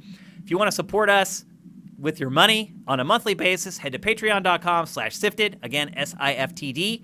And you can pledge whatever you want. You can give us $1 a month, $200 if you want, whatever you want. But we appreciate the support from everybody from all corners of the internet. Our crew on YouTube have been amazing. Our YouTube memberships have been doing really well. I've been pleasantly surprised by that. You guys are subscribing on YouTube. We appreciate it. Whatever you can do to help us, we really, really appreciate it. So on behalf of Matt, I'm Shane Satterfield. We'll be back next week. GameFace is up and out.